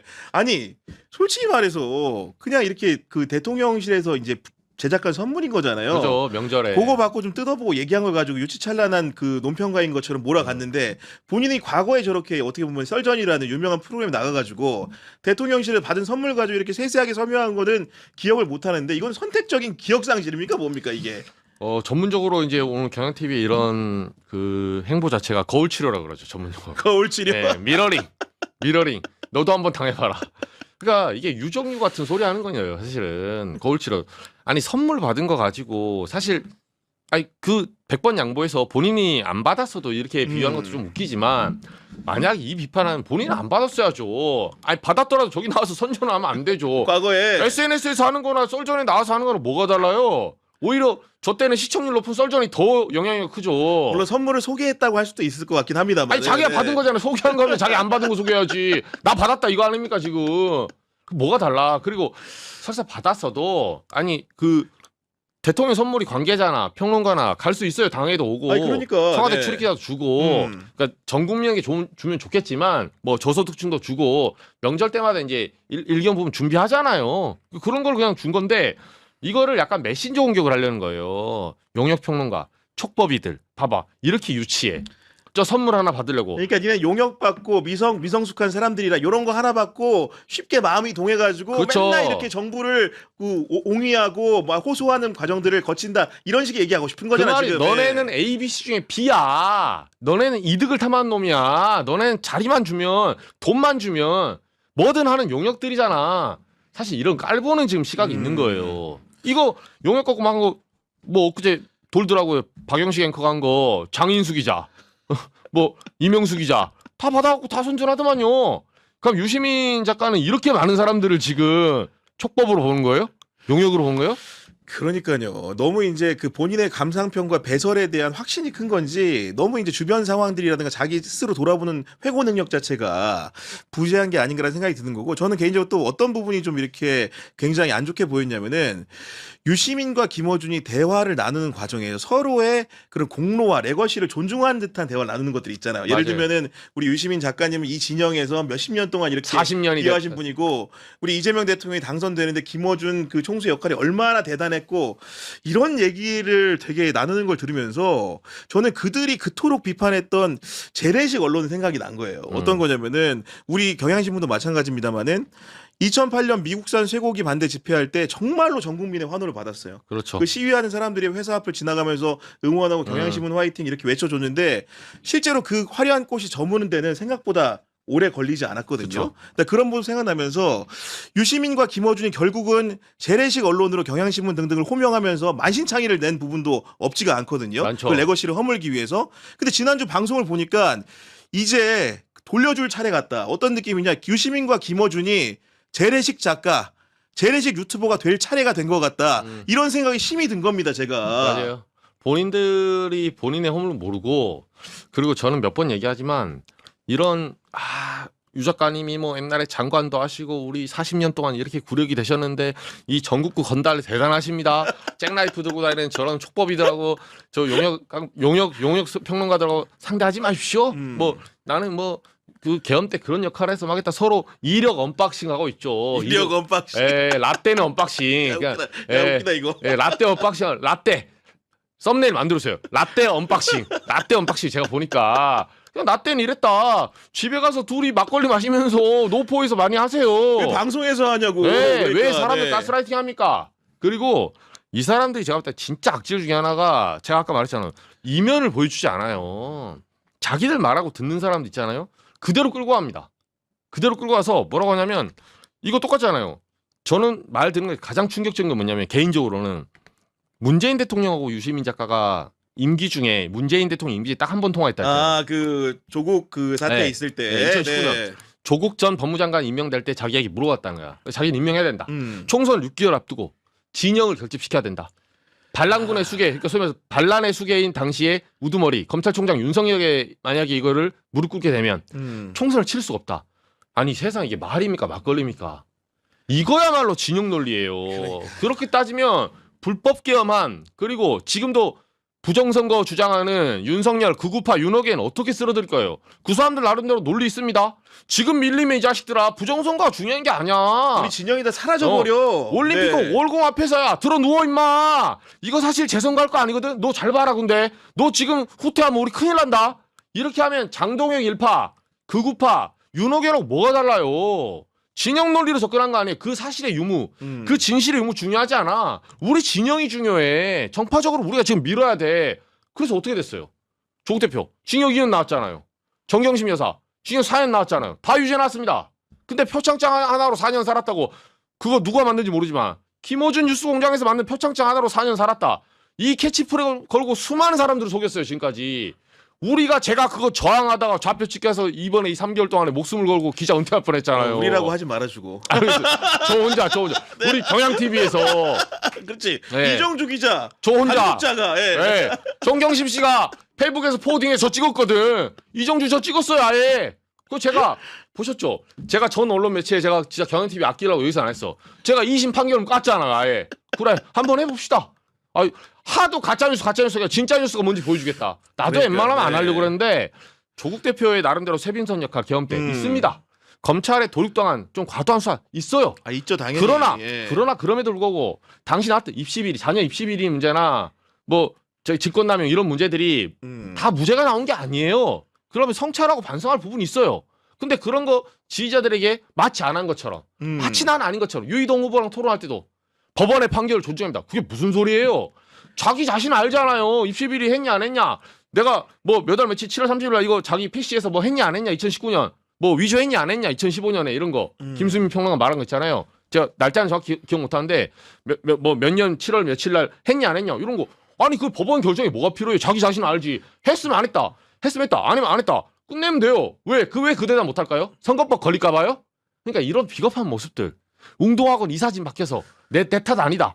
이런 모습들 우리가 다 본 겁니다. 네. 그래서 저는 유시민 작가, 김어준 그 씨 이런 얘기할 때 자기들 그런 얘기 절대 안 해요. 야 오늘도 이제 길게 왔는데 그 축구까지 섭렵하고 네. 산업도 잘 알고 이정주의 도대체 박학다식으로는 정말 내로라하는 평론가인데 정말 이렇게 유시민 작가가 형상했던 사람 중에 하나인지는 구체적으로 모르겠으나 네. 아무튼 간에 스스로를 또 용역이나 촉법으로 비하하는 최근에 그 부름을 받아서 움직이는 분들이 또 있잖아요. 네. 그러면서 우리 댓글 달 때도 다 그런 식으로 달잖아. 결국은 유시민 작가가 특정인을 의도했겠지만 그것들이 지지자들에게는 뭔가 이렇게 멸시하는 굉장히 이런 그 언어들로 그렇죠. 우리 방송 와서 그렇게 지금 험담하고 다니는 거 아닙니까 지금? 맞아요. 네. 네. 그러니까 낙인 효과 일종의 너네는 용역이야, 너네는 촉법이야 이런 식으로 깔보고 낮잡아보고 약간 얕보는 듯한 이렇게 이제 그러니까요. 낙인을 찍히니까 벌써부터 이제 용역 평론가 어떻게 생각하든. 근데 저는 오늘도 우리 뭐 강수영 변호사 여기도 뭐 네. 전하고 뭐 정구승 변호사 나오고 하지만 그 뭐 하은기 소장하고 보면 진짜 솔직히 우리 평론가들 저는 저라고 쳐도 좀 억울해요. 그러니까 용역은 원청이 있고 돈을 받아요. 그러니까 도대체 뭘 받는데요? 누가 뭘 줬어요? 유시민 작가가 생각하는 용역이 만약에 저희라고 한다면 가정한다면 그러니까 예, 저희 구기자랑 월급쟁이 저희 월급 한 푼 안 올라요. 그렇지. 예, 저 질문하는 네. 기자 광고 한 달에 1,000만 원 팔아도 월급 한 푼 안 올라요. 그러니까, 근데 네. 뭐가 용역이에요? 뭐가 누가 우리가 무슨 자리 받고 뭐 무슨 우리가 지금 대가를 받는다고 평론가들 아무것도 안 받습니다 사실은. 그러니까 본인 출연료 말고는. 그것도 정말- 회사에서 주는 민간 기업 주는 거지 뭐. 아, 그리고 예. 그 이재명 대통령이 주는 것도 아니에요. 청와대가 주는 것도 전혀 아니고. 관계 없지. 예. 광고도 없는데. 근데 이 사람들이 이제 지식인지 모르지만 넓게 보면 그렇게 표시를 한 것 같아요. 약간 이제 은유적으로 딱 보면 척하면 척이잖아요. 그래서 야 이건 진짜 그 근거도 없이 사람을 좀 매도하는 거. 그러니까 제발 좀 근거 있게 비판한 거 좋은데 근거를 가지고 비판해 주길 바랬죠. 그리고 문조털리아도 저도 써야 되지 않을 멸칭이라고 생각을 하는데 그렇다고 해서 그걸 이제 논박하는 과정에 새로운 멸칭을 만들면 어떻게 하십니까? 그게 사실 굉장히 안 좋은 효과이지 않습니까? 그런 것들을 우리가 서로 자제하는 공간을 만들고 그래야만 서로 간에 이해도 할 수 있으니까요. 다시 한번 당부를 드리면서